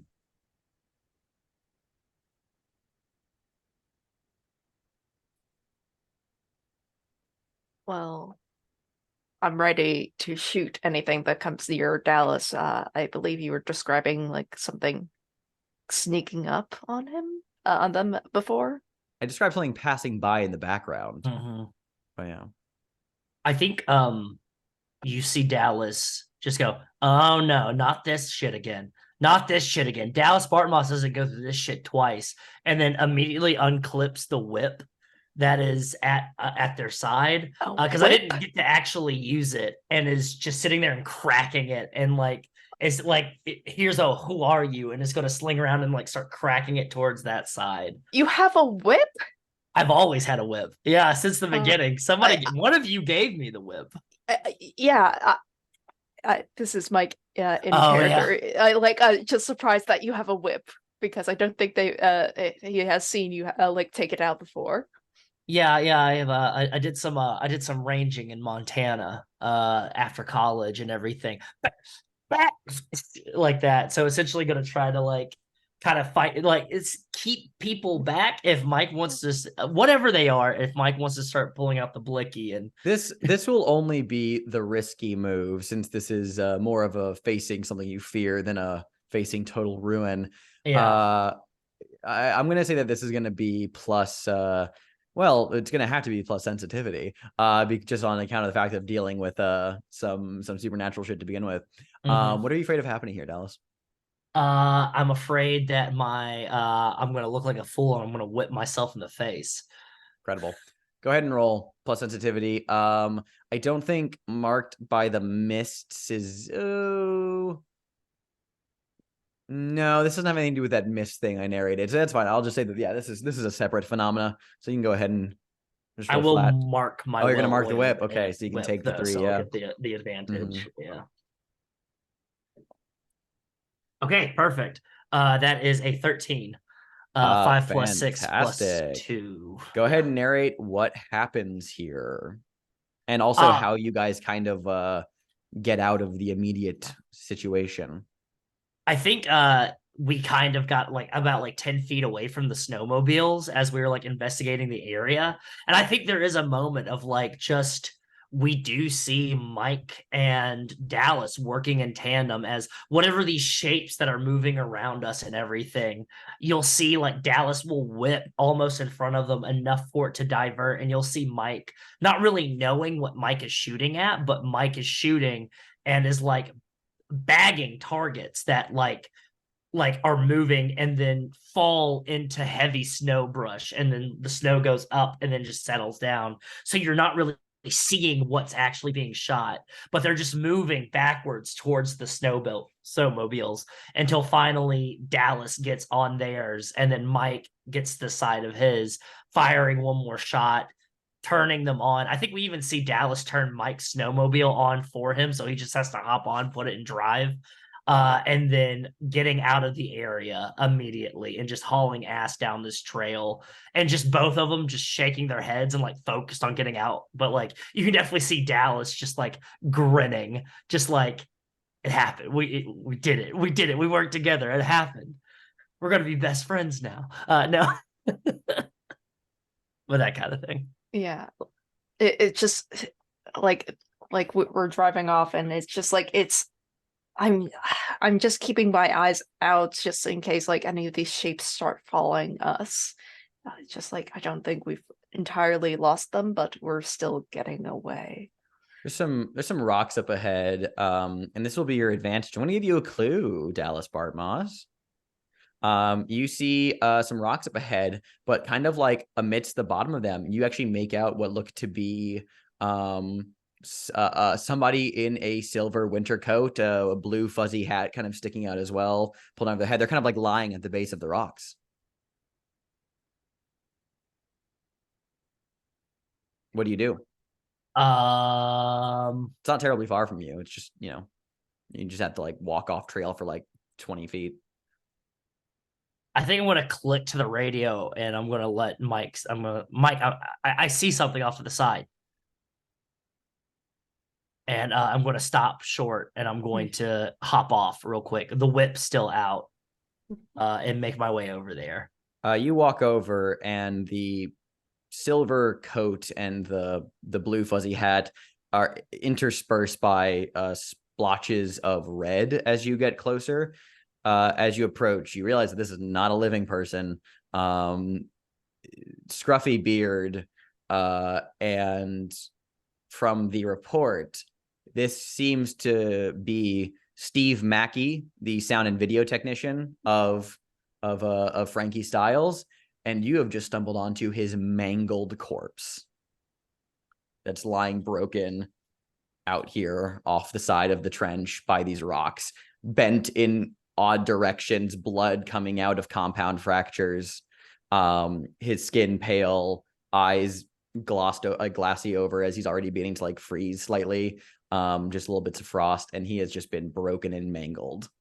I think we see Dallas fall backwards and almost like that scene from The Nice Guys where Holland March stumbles across a dead body outside of this Hollywood party, just goes, my. Let's have it be the risky move for just stumbling into something scary again immediately right after you. What are you afraid of happening if you lose your nerve here? That I'm just going to run off into the woods, just seeing a dead body, just panic and run off in the woods. Okay. Composure? Yep. Yeah. Go ahead and roll plus composure. Yeah, no disadvantage. Okay. 7, 2, and a 5. Okay, how are you feeling right now? I guess I think it would be good to note. What is a good? I panicked. My pants are warm now. Yeah, I did not wear my pee pants. To this. Yeah, Wes, I want you to know I've never said this in a CFB game ever. This is the first time I'm about to say these words. Oh, and I'm both disgusted and proud. Take the condition, pissed yourself. We brought water sports into CFB. Oh no. Oh, that's even more cursed. I thought we were playing White Mountain Rescue, not Arkham Herald. Perfect. Oh no, fantastic. Yeah, absolutely. Absolutely. As just like I think you just see Dallas standing there just going Dallas, and just like Spot just forms in the crotch and everything, just staring at the bot and just holding the whip and it just holding like limp off to the side. Mike. I think Mike is finally getting like off his Mike. the sled and just going over. And just like pointing. Yeah. I suppose you've never seen a dead body before, have you? No. Hmm. Uh-huh.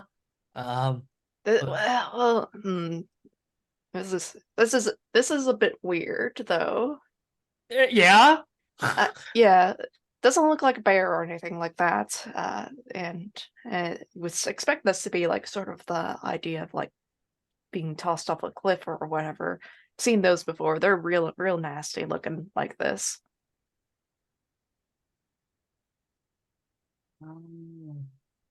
It's okay. You can throw up a little bit if you want to. I won't judge. And just immediately, just like a toddler, where there's no like issue. It just rolls out and then just looks up and goes, "I feel better." Yeah. So we call it in. Yeah, we call in. Yeah, and I sort of like turn the radio so it's not just the frequency between us, but to like the entire group. Dispatch, yeah. Yeah. We found Steve Makey, real terrible shape. We're gonna need probably some folks just a sled to like bring the body in.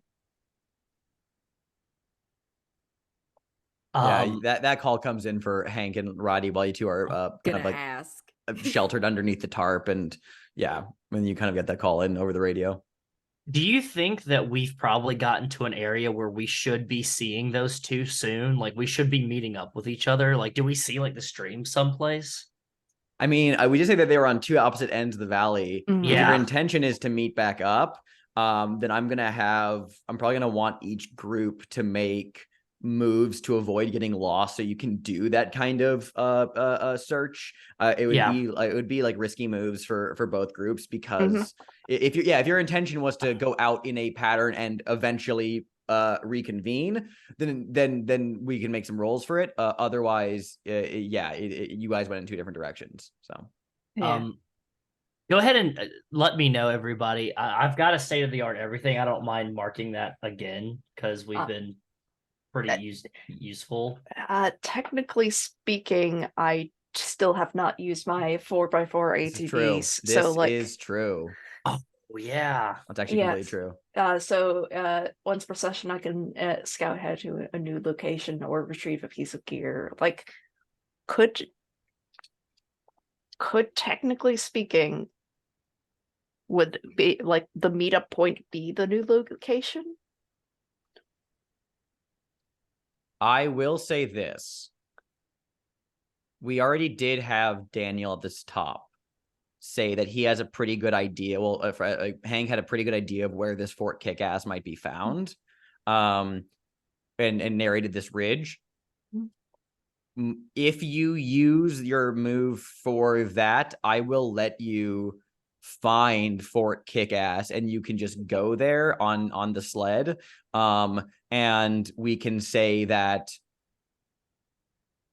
the ridge line kind of had it's like, this kind of like crescent like shape that you could have gone from either side of the valley to kind of climb up there. That the top of that ridge line where Hank had an inkling as to where it is, like it might have been, you'll get to Fort Kickass. They will still need to make their way towards the rendezvous point, but you will be able to get up there first before anyone else. So we can establish that fiction of like, okay, that is where Fort Kickass is. You're going to get there now, but that is also the point where people agree to meet up and fan out and go up to.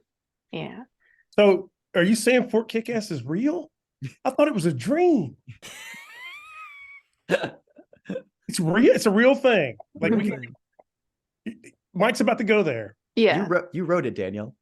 Hey, Roddy, it's horrible news about Steve Mackey. That's bad. The good news That's is, rough. if I'm stretching here to find a silver lining in this, is that we can get moving and get out of this cold. Yeah. I mean, they're clearly here, but they're not here anymore. And if Steve's in that condition, I don't have a lot of hope for the other guy. But maybe we'll get lucky, but it doesn't sound like it. Get your chicken. Let's go. I got him. We're good. I have to ask, so Mike, are you going up by yourself and leaving Dallas to come follow? Are you taking Dallas with you?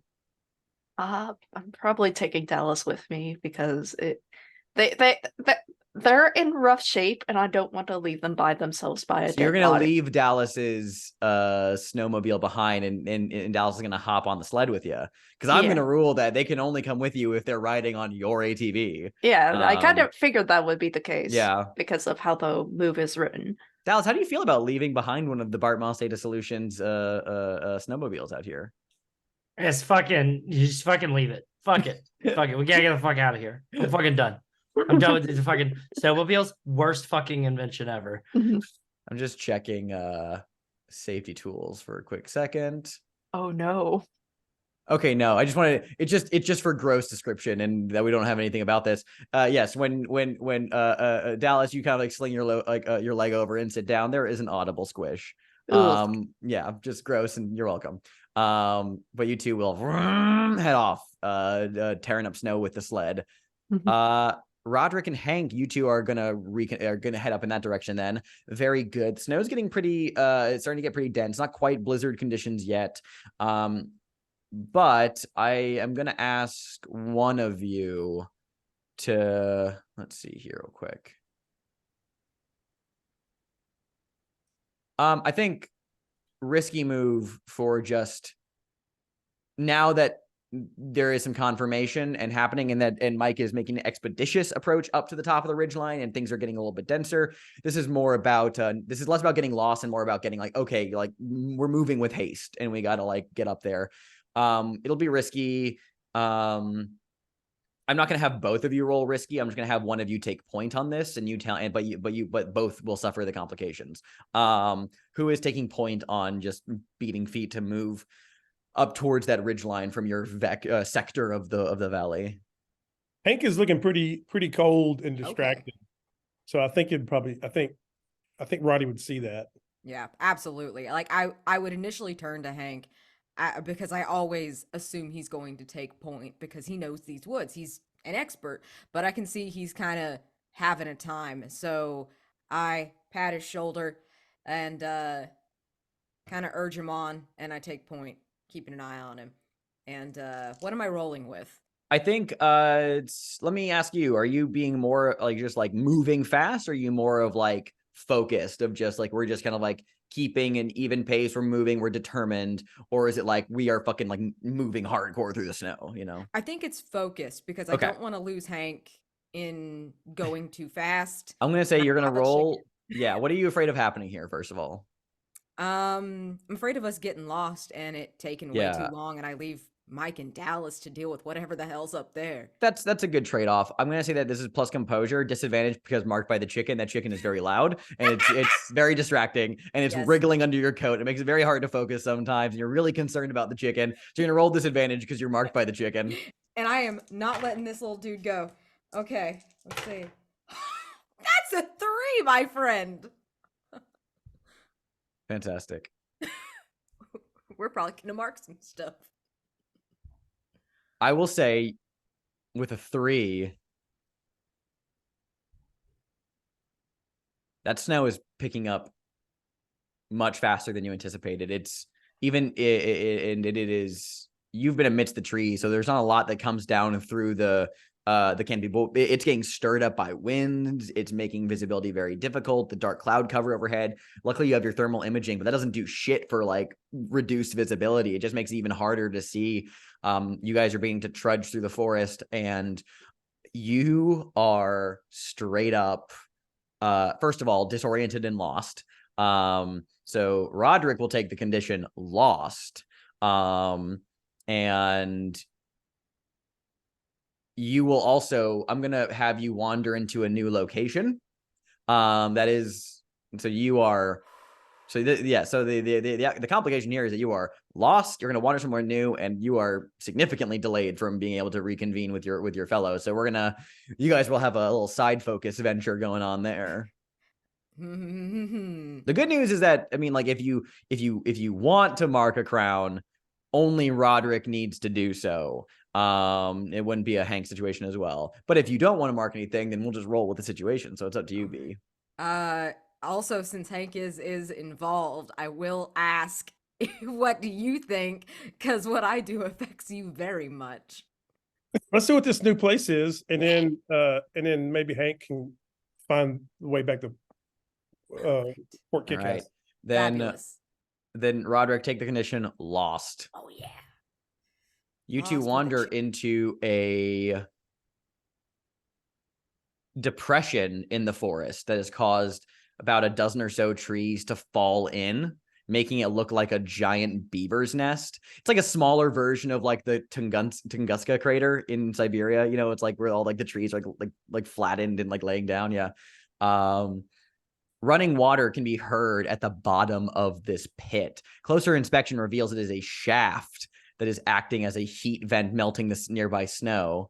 Let's paint the scene. Describe the odd smells around the depression and pit-like chasm. Sulfur. Absolutely sulfur. Rotten meat.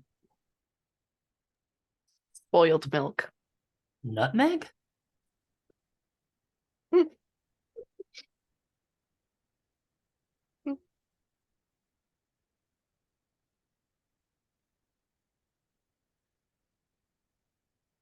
Alex just lost it. The fucking comedic timing. God damn it. God damn it. Yeah, okay. That's what you come upon. Ugh. What the hell, Roddy? Do you know where this is? Shit, I thought we were going another way. Do you know? This is not. No, this is like I don't even know what this is. We don't have sinkholes here. I don't know what this Don't? is. What is this? Listen, I know how to navigate. I've like 3 certifications in navigation. This is like, we should have been in the right spot. Maybe I'm taking a picture of this with my cell phone. Is this not mapped? I guess if you don't have I sinkholes. don't know what this is. I've never seen this before. Oh, cool. That's really good. I'm not looking down in there though. Oh, I'm Jesus, just no. staying safely here on the edge. Yeah, let's navigate around it, please, for sure. I radio in actually, and if we have signal, if we can hear them over the wind. Mike, Dallas, what's your ETA on Fort I'm gonna be mean and Kick-Ass? say that because you got a 3, there is no signal, and you got so low that you are fucking alone out here. Oh shit. Okay. Well. I don't have cell phone signal, but it is taking some pictures of this. At least, I mean, we can document it, send it to, I don't know, somebody who makes the maps. I'm looking around. I'm gonna look around and see if the chicken came out of this. This is kind of hellspawn chicken. What is this, a chicken pit? Okay. Posing as like a real chicken, but then it's gonna like unhusk and be something. It's the not chicken. Yeah. Yeah, you can go ahead and roll search plus I guess plus reason. I'm gonna say that I'm gonna give you just flat roll on this one because I don't think the impatience is gonna get in the way here. And chilled to the bone, because this is a heat vent, it's a little warmer, so it's not gonna affect you. So yeah, just 2d6 plus your reason. That gives me a solid 10. 10. Oh. Sure, I'll throw a clue your way. You're pretty sure this is not the chicken pit. Thank God. Thank God. Let's see what we got here.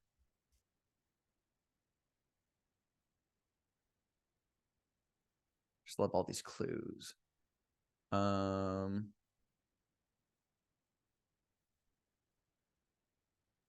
Oh, this is weird. I like this. The pit. You know how like a fire pit is surrounded by rocks? This kind of like depression that leads to like the pit is surrounded by rocks as well in like a circle. It's like almost like one of those, like looking at like an indigenous like medicine wheel, kind of like how that has like the rocks, except all of the rocks are lumps of bronze. That is your clue. I'm going to activate a mountain clue on that detail. Oh, how so? With my move flashbacks. No, so you share that with Mike, but do you still get to use it yourself? Yeah. Cool. Oh, sick. No, I think I don't get to use it. Never mind. I was about to say, like, because you got now it's your problem. Yep. I lost it. You did lose it. And now I have to pick a new. But if you want to mark a crown to bump it up to a 12, you have many crowns of the forest, crowns of the mountain, and a free crown if you wanted to get a mountain clue out of this anyway. I do want to get a mountain clue out of this because it's just too weird. Mm-hmm. I think I don't have now it's your problem anymore because I marked that other mass. Mm-hmm. So I think I'm going to mark a crown. I'm trying to see if I got to pick a new primary ability, but I am going to mark a crown to get a yes. All right, cool. Do you have which crown are you going to mark? I think I'm gonna mark. I'm gonna die on this mountain. Oh, you're marking the ancient cliff. Want to go ahead and just read that? No. That'll fill me up. Let's. I'm not gonna do that because I don't know. I'm torn. I think I'm gonna do it. Okay, so hereafter, during any intimate conversation with another character, despite the topic, you must make a casual reference to death, dying, the afterlife, or the futility of living. You also take the permanent condition, I will die on this mountain. Yeah, I'm gonna do that.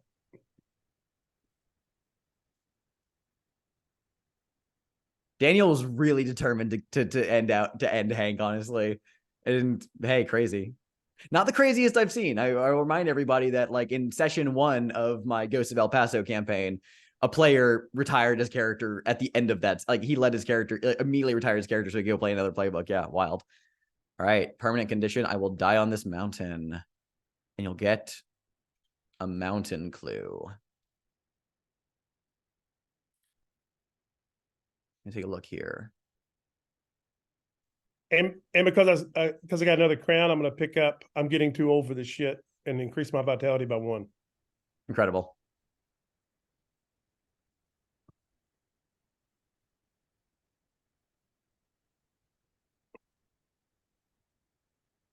Hank.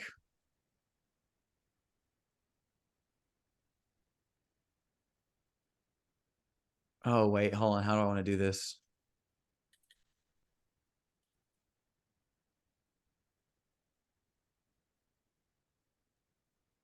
Fuck it. Let's get wild and crazy.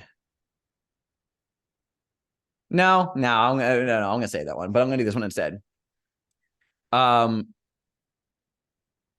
Something begins to come out of the pit, and there's like a blast of like steam from the chasm beneath it in this heat vent, and slowly like rising out of the pit is a 20-foot tall just needle of bronze that just kind of emerges from the pit. This little spire of tall bronze just begins to like emerge, and the bottom of the pit begins to glow with a fierce green energy as it emerges.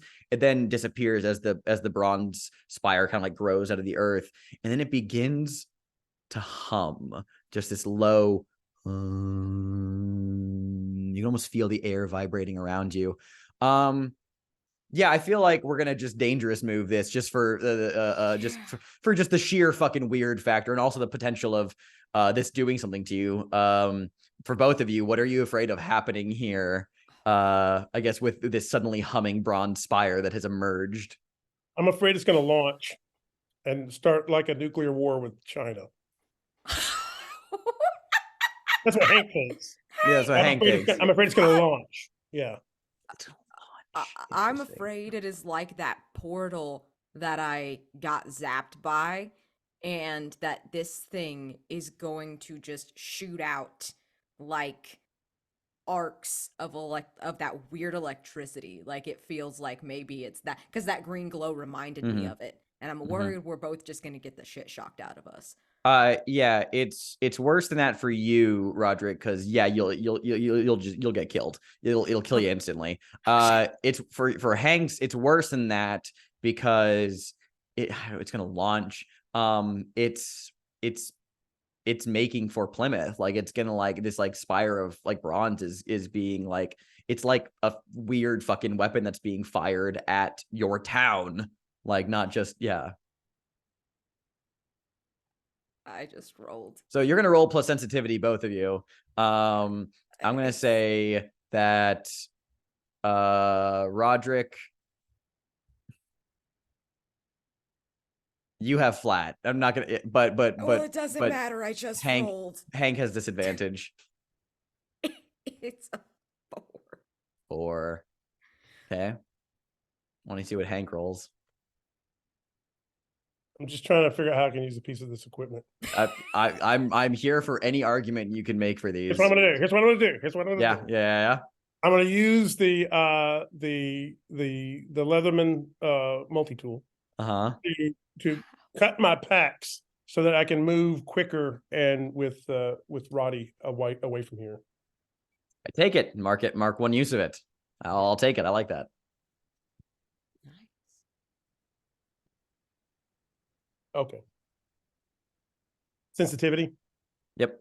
7. I will say that for you, Hank, you can do it. You'll be able to escape. We'll see what Roderick's condition. We'll see what happens with Roderick here in a moment. But your complication will be that since you are cutting your equipment, you must lose one item in your personal items. You must remove it one because it gets left behind in the snow. Something you have on you gets left behind. It's the large net. Goodbye. Okay, works for me. Saved Mike's life once. Yeah, you well then you are able to move very quickly and get out of there. This thing doesn't do any launching. However, there is green lightning that arcs along its shaft and bolts out and strikes through Rodrick, dropping him to the snow, smoke coming off of his burned carcass, eyes burning with green flame for a brief moment, and Roderick's dead. We're gonna mark a crown. Which one do you think about marking? I mean, since it was a mountain clue that got my ass, I think that time amongst the rocks would probably be real appropriate here. You know? Then go ahead. I'm going to give you the condition, the hum. Oh my God. And there is no lightning, but that resonance gets deep into your bones and stays with you, attuning you to its nature. You have the hum. Oh, damn. Okay. But the two of you can beat feet from that area real quick. Let's have a little bit of aftermath between you two real quick. Then we'll jump back over to Dallas and Mike. Oh, Hank, you good? You good? You okay? No. No? Okay.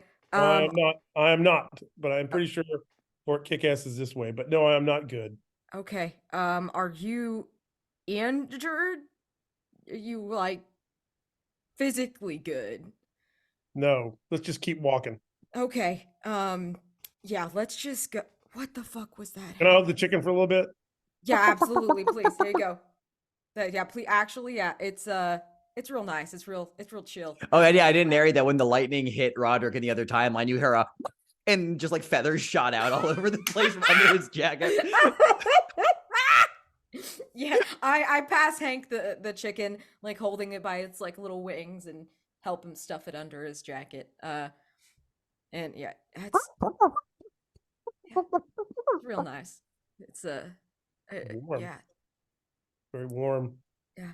Elsewhere, let's cut back to the other group. Pulling up to Fort Kickass. Up on the ridgeline, coming out of the trees. It looks more like a rustic log cabin with a small tower on top than an actual fort, clearly made over several weeks in anticipation for snow, as set for Frankie Styles. There are other snowmobiles parked out near here. And inside is a small damp room with shuttered windows and a wooden ladder up to the tower, and a group of people are in here. Wait, what? Yeah. Let's see. There is a few of them. There are 4 in total. And they, as you're kind of like walking in, they all kind of like turn for a moment, as if they're expecting someone else, but then they see your National Forest uniform, and they look a little nervous. And one of them, there are 3 women and 1 man. One of the women kind of goes, "Oh, hey, welcome. Hey, come on in." She just kind of seems a little awkward. She's early 20s. Her hair's been dyed multiple colors. She's got like motley ski gear on, and with like lots of neon shades and cross country skis. So they kind of like all, they got these like disparate kind of like ski kind of like looks between all of them. They have some like thermoses out, like they're drinking like something. It's hard to tell what, but like they all look a little bit nervous now that our park ranger has just shown up. You best be glad that that currently we're focusing on other matters besides this, and I motion towards the probably illegally built fort kick-ass. Hey, like, we didn't build it. We didn't build it. I mean, we helped Frankie find like some spots, and but yeah, okay, yeah, okay. Yeah, Seems very nervous in your presence. Yeah, I don't. That's not what's important. Is that Frankie is currently he's gone. He's missing. Yeah, we know. Yeah, One of the other ones says, no, that's why we're here. We're trying to find Frankie. We like he's never like acted like this before, and we're like trying to find if he's all right. Like that. Are you all friends or fans of Frankie? One of the girls leans over to the guy and says, "Holy shit, is that Dallas Bartmoss?" Oh yeah. Hi, everybody. Yes, Dallas Bartmoss, just volunteering with the U.S. Forest Services. Trying to find Frankie, actually. Question. When was the last time you saw him, and was he traveling with Steve Mackey? One of the other like the guy says, "Oh yeah, Steve is Frankie's like sound and video technician. I mean, we last saw him like in person when we like when we were helping scout out some locations. But usually, you know, it's been a couple months since the original scouting, and it's been he took all of his videos off, like he unlisted a bunch of his videos that pertain to like the thing up here, which he never does. So we were coming to check on him because Frankie doesn't take down videos. I mean, okay, so you really don't know what's going on. All right. Yeah, the woman, which by the way, they introduced themselves. Kind of the first woman was Jen Stanhope. The other guy is Finn, and the other 2 women are Dowdy and Riley. So they're kind of these other renegade extreme geocachers, who are like, they were saying like, well, originally, and Jen's like, we were hoping to like be the first ones to find like Fort Kick-Ass as part of the geocaching thing. Like once it went public and live, but then he took all the videos down. So, I mean, there's no, we came out here not as part of like the challenge, but we're just trying to find and make sure that Frankie's okay. Oh, okay. I would recommend that you head back down. Head back down in this weather? Are you fucking nuts? I feel safer just sheltering during the snowstorm here, honestly. Mike, that's not a bad idea, Mike. How about we go ahead and get everything set up around here for them? What did you say?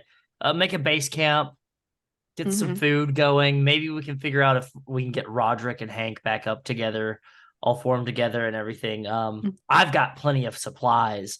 And you see that Dallas has already started to set up a base camp, and I will mark the base camp Oh, state of the art shit. everything. My God. Go ahead and read that. Yeah, so base camp. This includes tents, supplies, and communications coordination for long-term searches in the wilderness. Team members may make a vulnerable move by having a scene at the base camp. That's fucking useful for this. We have been stacking up things. That's great. Go ahead and describe the base camp at Fort Kickass. Yeah, so I think I'm gonna say that there's a trade-off here, because I think this is awesome, is that setting things up is still gonna take time, and also they were delayed out in the woods as well. So by the time like people get here, it's gonna be like getting dark out. This is going into like nighttime operations. Yeah, I think just a lot of like glow sticks have been cracked and marked along different areas.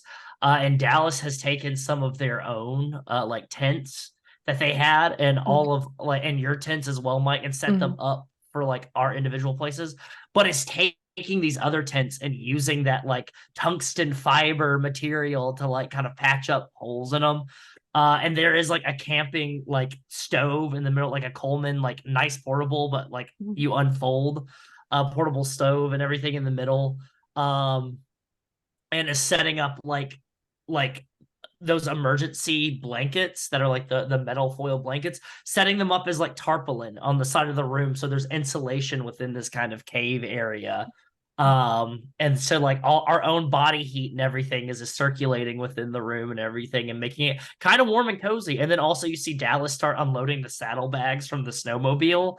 And it's just a bunch of those, like, if you've ever been to Sundance or been around Sundance, that like cozy style, like very heavy wool blankets with the different kind of Western style patterns on them, just putting them in different places, making a nice little lounge area.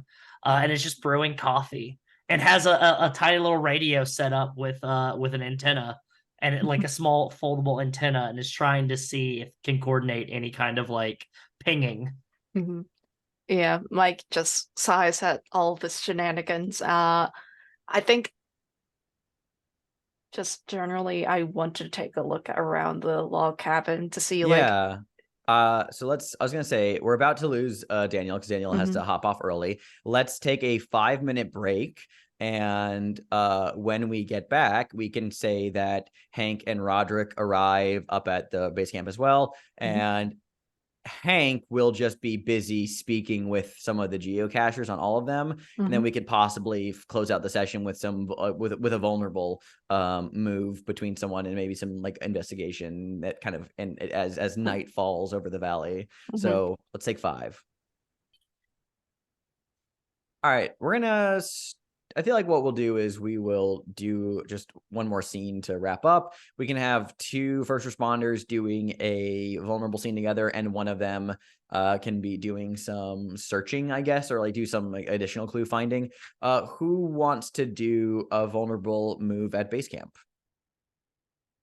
I feel like Mike doesn't need one, actually. So I was gonna say, like, Mike. So Mike, it sounds like Mike is going to be doing some searching, and then we can have a scene between Rodrick and Dallas then. So then let's first of all, whose stress reliever is being used here?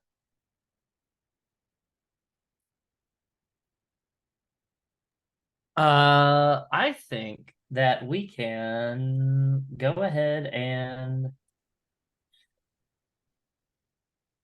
Do you want to be studying for your advanced certification while we're waiting for like figuring out what we're doing next, or do you want me just to be like around the fire getting like food cooked up and everything? And It's like nighttime now. Your breath is Yeah. visible before you. It's the snow is still coming down heavy, so you have like a tarp set up, and like there's like, you know, and it just it's bad. It feels more appropriate for Dallas to be talking about their philanthropic Yeah. work because of the situation. Like, I don't think Roderick's in the headspace to study right now.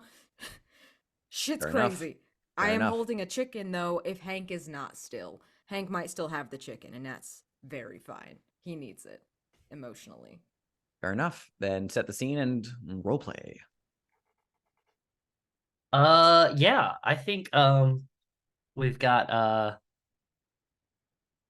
Dallas just around this like campfire with his camp stove and everything.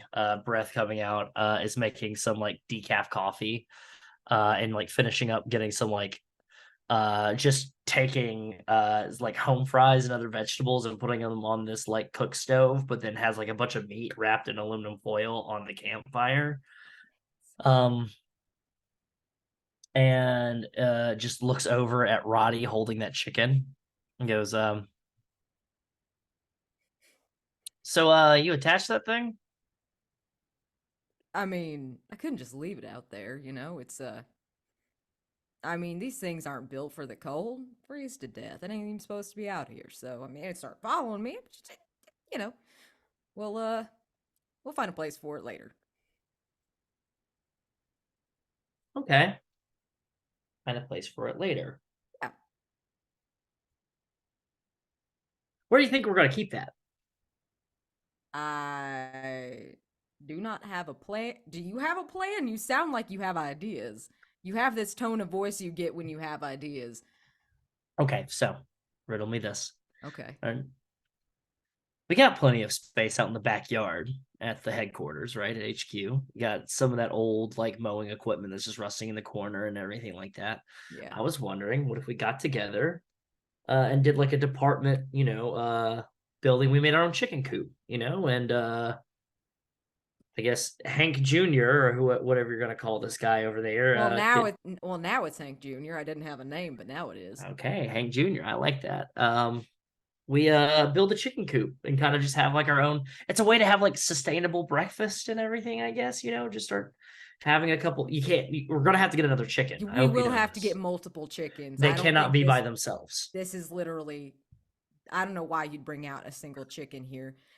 That does remind me of a time when I was in Guatemala and we were doing some like road paving out there and everything, and like all sustainable, by the way. We're using some Bartmoss treated asphalt and not that like ruinous stuff that they use in most places in the States. But there was this family that we were staying with, and they had a couple of their chickens die and they just had one left. And this guy was just wildly depressed. This chicken was just like not eating. They can get depressed. Absolutely. So I went with Remiel, who is the 14-year-old son, took me into town and everything, acted as translator. And we just stumbled across this lady who just so happened to be selling so many chickens. And Rumiel completely told me, said like, this lady's devastating. She had no place to keep her chickens, but my father had all, and I was confused because like these chickens were staying in a bunch of like, cages all together, but they, they seemed to have a home at this lady's house, but Remiel was like determined, like they'll all die if they don't have a place to live, and my father has a place to keep them. And so I was like, you know what, Remiel, don't worry. I've got the money. And so I bought every single one of those chickens and I brought them to Remiel's house, and Remiel's father was overjoyed, and everything. And Remiel was happy as well. That lady seemed kind of disappointed though, like she didn't want to lose all of her chickens.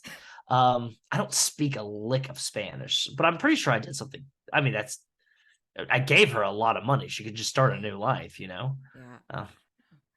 Man, weird. Dallas, you're a really nice person, I think, when it gets down to it.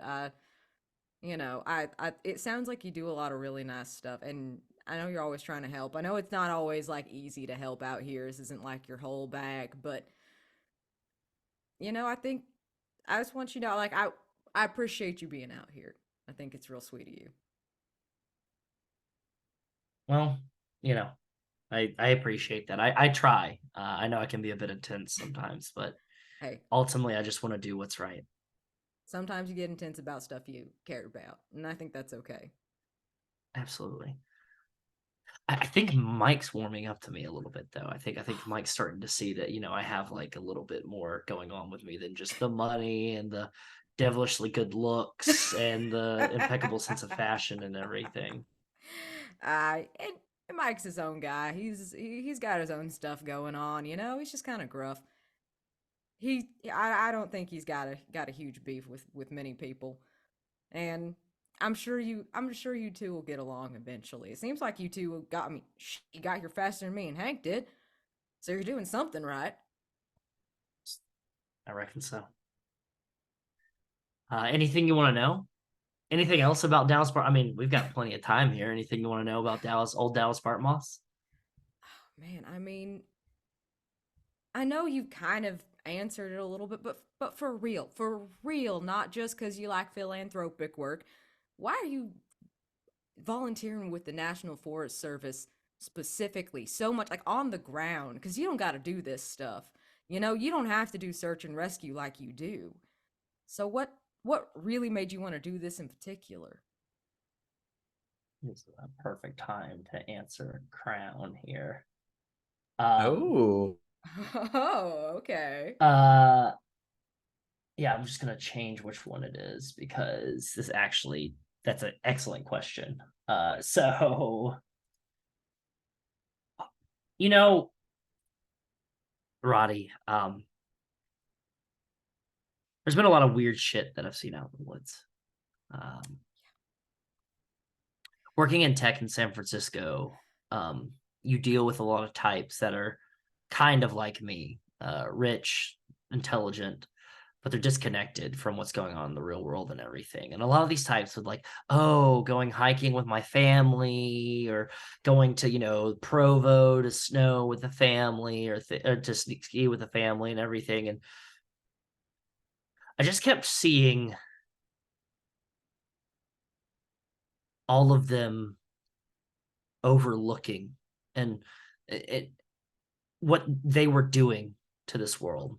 I mean, did you know that Taylor Swift one time took a private jet from, it was like a 3-hour drive from one part of California to the other, Why the and hell would you that do? expended so much fuel, and that's destroying our ozone layer and everything. It's and I would get so angry at my peers because they would do similar things like that, just destroying nature for their own enjoyment. And I would yell at them, I'd push them away, and I'd say, nature is something that you must respect and uphold and appreciate. And every time we see something weird out there, wood devils or those little strange scarecrows, it remind me that the woods are something that should be respected and feared, but also they're unique. We should be cherishing them, keeping the things that are out there safe out there so that they don't hurt anybody where we are. And doing in the private sector, philanthropic work, you can only do so much with that. There's so much that are red tape and your hands that are being tied without government oversight. And honestly, the U.S. Forest Services is the best way for me to make a difference. It's a way for me to use Bartmoss Data Solutions money to make sure that the things that are out there stay out there, and the things that are with us and looks around the camp are with us. And if that means I have to go out and get impaled in my leg or see a mangled frozen corpse, then I'll keep doing it if it makes a difference.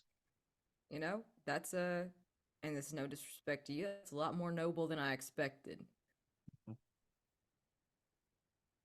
But I do You're also right. love that money. let's cut over to Mike.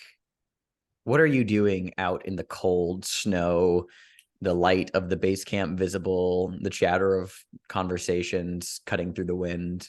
What is Mike getting up to? I'm taking a look at the structure. I'm comparing it to the maps that I have. Just seeing, like, where is this placed? What could potentially cause, like, this person to, like, want to erase this location off the map? Because, like, he took down the videos because and he's been told, like, that's not something he would normally do. He's Go hiding ahead. something.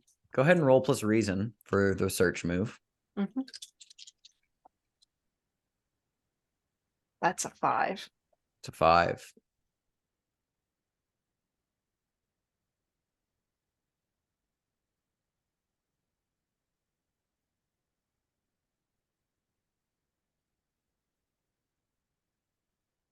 Okay. I'll preface this by telling you my reaction will involve giving you a mountain clue, and that will unlock the next layer, which will be the night of verdigris that starts during the out of the woods phase. Once this is over, there will be a thing. So I'm letting you know. So like, unless you mark a crown, I will be giving you your 10th mountain clue as part of this reaction.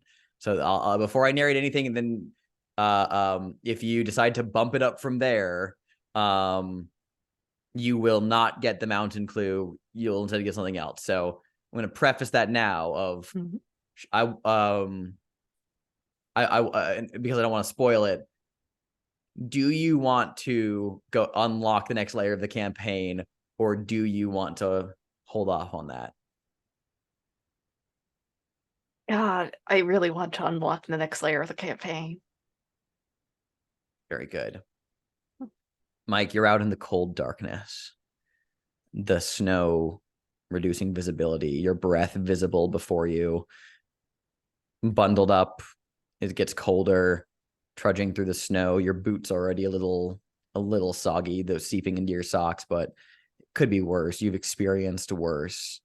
And you're examining the exterior of the fort. It was hastily constructed, and you decide to go up to the second level. So you start walking up the stairs, and What? No.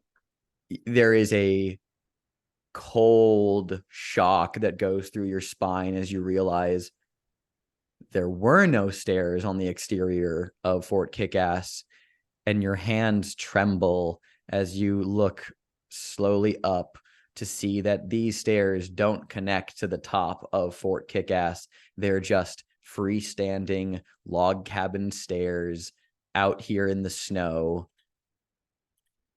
And you're not alone on them, as at the very top of these stairs is an extremely tall figure in flowing white robes with a massive crown of black antlers, who looks down at you, and a single long finger points, and you hear a voice. You cannot tell if it is coming from the wind itself or if it's just whispering in your mind. You just hear this figure say, "Waitley." And we cut to black, and we unlock the next layer. And let's go to Stars and Wishes. I'm so scared.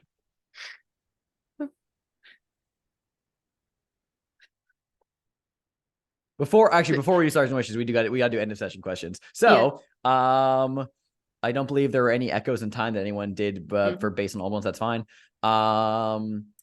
Let's see. Rodrick, did you talk about one of your many certifications? I don't think I did. Yes, you I did. did? Yes. Oh, thank you. You talked about like how you had certifications for like saying like you know you should have known like where you're at. Navigation. Oh yeah. Thank you, Chaotic. Yeah. I'd completely the Bond Spire really threw me off. Yeah. Did you share your career goals? No. Right now my career goals are to not die. Yeah, but you I take didn't 1 share point. that. All right, there you go. Rodrick, did you impress the others with your wilderness skills? I'm not sure if I impressed anyone. Did you share your insight about the national forest? Oh yes. Take a point. Let's see. I'm gonna look at Daniel's here. Did Hank admit that he was in over his head? I think he did a little bit because I asked him if he was okay, and he was No, like, absolutely and he just like we're not. yeah, okay, I'll give him that one. So he gets the advance. And did he show anyone that he still got it amongst you? No. That's fine. He Yeah. fills his list. That's great. I'll let Daniel know that he takes in Yeah. advance. All right, Dallas, did you share your wit or wisdom with the first responders? Yeah, about the small animals moving throughout. And I think also the stop and listen and meditate with Mike out there. And did you flaunt your wealth? Yes, you did. So Absolutely you take did. your two. Very good. All right, folks, jump on into Stars and Wishes. Star to be just for like Rodrick is such like a solid just like a solid companion to have no matter with who it is like, and it's just like I think ultimately one of like the few like is just a good person through and through on this team. But I want to know more about Rodrick. I can't wait to learn more about Rodrick and what happened with Rodrick. So I'm looking forward to seeing some crowns put on. Alex, fantastic job utilizing the wintry landscape as terrifying as it is. I love winter horror. I think we've gotten away from the Firewatch vibes of this game, and we are now in the Long Dark vibes. The Long Dark is one of my favorite survival games because it is horrifying. And everybody should go and watch it. Also, Kona. I don't know. There's some Kona vibes. Kona is a walking simulator set in I believe it's Alaskan or Nordic town. I can't believe either or. It's been a while since I played this game, but the entire town has disappeared, and you're trying to investigate and see what happened. Similar vibes to Everybody's Gone to the Rapture, that whole kind of thing. But yeah, the vibes are immaculate. I love winter horror. It's so and just like winter just vibes in general. And then beloved chaotic. Wonderful. I think it was interesting seeing like Mike and Dallas get along. It's interesting. I feel like these characters are more alike in I think they're more alike in dignity.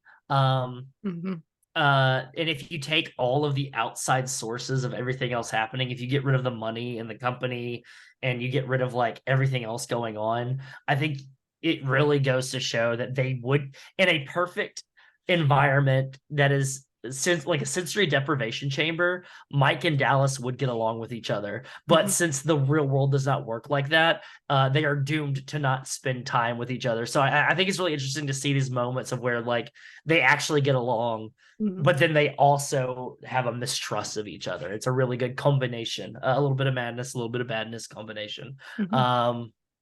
Also, just Mike is just a lightning rod for weird shit. Especially just that wait. No, it's Rodrick who's the lightning rod. Oh, he got struck Rodrick, by yeah. lightning. Oh, true. Yes. True. No, yeah, but it's great. And then Daniel, shout out Daniel. Hank is a delight. And then just for making this really cool sleeper hit of the summer game, I guess, that I've experienced. This is probably like one of my favorite unreleased games that I've played in a long time, and I feel so lucky that I'm involved in like this is essentially a play test. And people watching this, you're witnessing Daniel make changes on the fly. He just told us today that he added something to the Out of Woods phase because it felt like it needed it, which I think is like that's just really cool of him. So yeah, that's me. Wishes more weird shit, which is guaranteed. And because me and Alex have also talked about some weird shit, and so Alex has got a lot of shit up their sleeves. I can't wait. Yes, Yeah. definitely throwing stars out there for fucking Wes the nutmeg. It was the comedic timing was perfect. Just being like describing these horrifying things, just without missing a beat, just being like what did it was the question mark at the end, just being like nutmeg, like God, that took me out. That was the funniest thing. I got a star again. Yes, Daniel's interactions as Hank with that like no, and then we got to go. This is the first time we've really seen Hank like kind of like unraveling a little bit and being like actually visibly afraid of things and just being like no, like we are leaving. Like that was very strong, and like I'm excited to see how he continues to deal with this shit. I mean, yeah, I really enjoyed getting to see more of those scenes between Mike and Dallas, and then that start of those scenes as well. And I like kind of the suffering that Mike is doing on behalf of. God damn it! I just saw the GIF just looped, and I just saw the text pop up on there, on the base. Jeez. Anyway, yeah. So the stars to that, stars to the scenes with between Rodrick and Dallas as well. I don't know, like I really enjoyed this. Was a more open-ended rescue, so I really you felt like you guys did some heavy lifting with just like exploration of and just like narrating your scenes together, because the focus was more on your character interactions than necessarily like a strict trail to follow. That is a difficulty of this game sometimes, is that like there's not really like necessarily a strict path of investigation that makes the most sense. And you guys are really doing a good job of living in the environment and just letting the focus be on character interactions that then lead to different things, as opposed to just having like, because you always you guys give me good ideas, and so that was good. I mean, wishes. I mean, now we have the Night of Verdigris unlocked, so I hope you guys like Stephen King's The Mist. Yeah, and I'm glad that we're leaning more into this Waitley shit too. So I'm very excited for that to pan out. I don't know. I'm just very excited for these next couple of sessions. Yeah, I gotta give a star for you, Alex, for your chicken noises. Like, goddamn, like just like I was like, oh yeah, there's a chicken, and everybody was like, oh man, there's this chicken, and everybody was so obsessed with the chicken. I came in, I really didn't I didn't hear the paint the scene question, so I was like, what's everybody describing? They're describing birds and weird manners. You know what? I'll just add a chicken here. That's weird, and it was just very funny. Dallas Bartmoss. Oh man, I was very surprised at, about like sort of like taking time to listen, because like I think that really got to Mike of like, okay, Dallas is trying to reach out across the aisle. Dallas is trying to be nice. Let's give back a little. And as well as just being so scared of the dead body. It was very interesting to like see Mike as like sort of a supporting role this session of like here I'm back up for this character, and like I'm acting as a sort of tool, making sure that they are all right, and like making sure that they don't die. So like I managed to avoid a lot of the conditions that got thrown around. So that was very interesting. Rodrick, oh my god. You're fighting for your life with this chicken. Just let it go. Don't need to let this bird live. No. Also, Hank really was trying to like die. Like, oh my god, like he went from like one crown of the mountain to like 3 this session. Like he's got only 2 left. I'm so scared. Yeah, Daniel, if you're watching this afterwards, holy shit, stars to trying to kill Hank so much. Oh my goodness. Like, wow. And I love that you're leaning into it via the role play. You're really selling it, and I love it. I love that you asked to hold the chicken. That was very funny. Absolutely, like, stars to Mike for like well, chaotic for introducing the chicken. That's hilarious. But also stars to Mike for like you and Dallas's interactions, and like being willing to meet them across the aisle instead of just being antagonistic, because I think that actually made it way more interesting. I think that y'all's interactions were super interesting. Stars to Dallas for reaching across the aisle to Mike and having this sort of like you almost bonded, and like naming the chicken Hank Jr. is very good. I loved your explanation as to why you're doing this. Like Wes, like I love like the answer to the question I asked you, because that was really like it sounded really nice, but I love the little hints you dropped about the otherworldly stuff. That was very fun. And I am so interested to see whatever you and Alex are planning. And Alex, stars, oh my gosh. This entire session, this entire campaign, absolutely delicious. You always pull out the craziest shit. I'm never expecting what you're going to do on a failed roll. Like the bronze spire, the the robed figure. Oh my gosh, the entire Waitley thing. That entire everybody's like how you're reaching into the backstories and pulling out wild stuff that's interweaving into the main story. It's delicious. It's delicious and just stars to the whole game. And I agree with like I think everyone said it. I'm excited for more weird stuff. Yes, let's get weird. All right. Any other stars or wishes?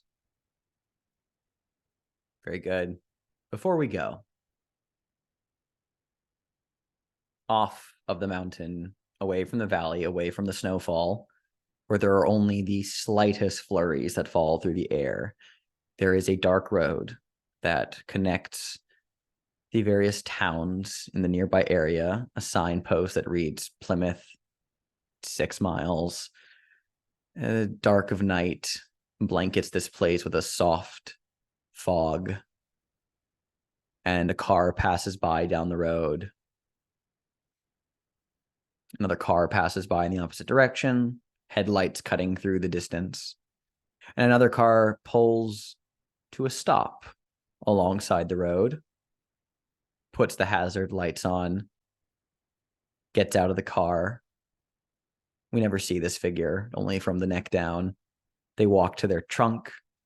They pull out a bag of sorts and then step off the road into the tree line. And they pull a flashlight out from the backpack and click it on and begin to step deeper into the woods. As we follow the trail of their light, it catches some sort of distortion in the air, a slight, faintly shimmering curtain like heat rising off of asphalt in the hot summer, but just suspended nearby a boulder. The figure approaches this shimmering field and reaches into the bag and pulls out this ancient-looking brass dagger. And they set the flashlight down on the ground nearby to cast light on the rocks. And they take a hand and they run it across the boulder, feeling this soft hum resonating off of this distortion. And the figure just reverently almost seems to just breathe in their closeness to this distortion. They place the tip of the dagger up against it, and they slam it into the rock. And there's a crack as the dagger goes through this distortion, through the stone. Little green fractals spiral out from it for a moment, and a patina of verdigris rust begins to spread out from the cracks, coating the nearby boulder, beginning to touch at the landscape surrounding it. And the figure yanks the knife out of it, just this little glowing green crack, very small. They pick up their flashlight and they walk back towards their car as a truck pulls up and someone calls, "Hey, everything all right? Your hazards are on." And the figure stepping out of the woods, who's hiding the knife behind their back, just says, "Oh, yeah, I thought I hit a deer, but I'm all good. Thanks. You're good." And the truck driver goes, "All right." And the truck goes on driving. This figure gets back in their car and drives off, and we linger still on that small crack in reality out in the woods as a small finger-like tendril of green mist begins to seep out. And we cut to black.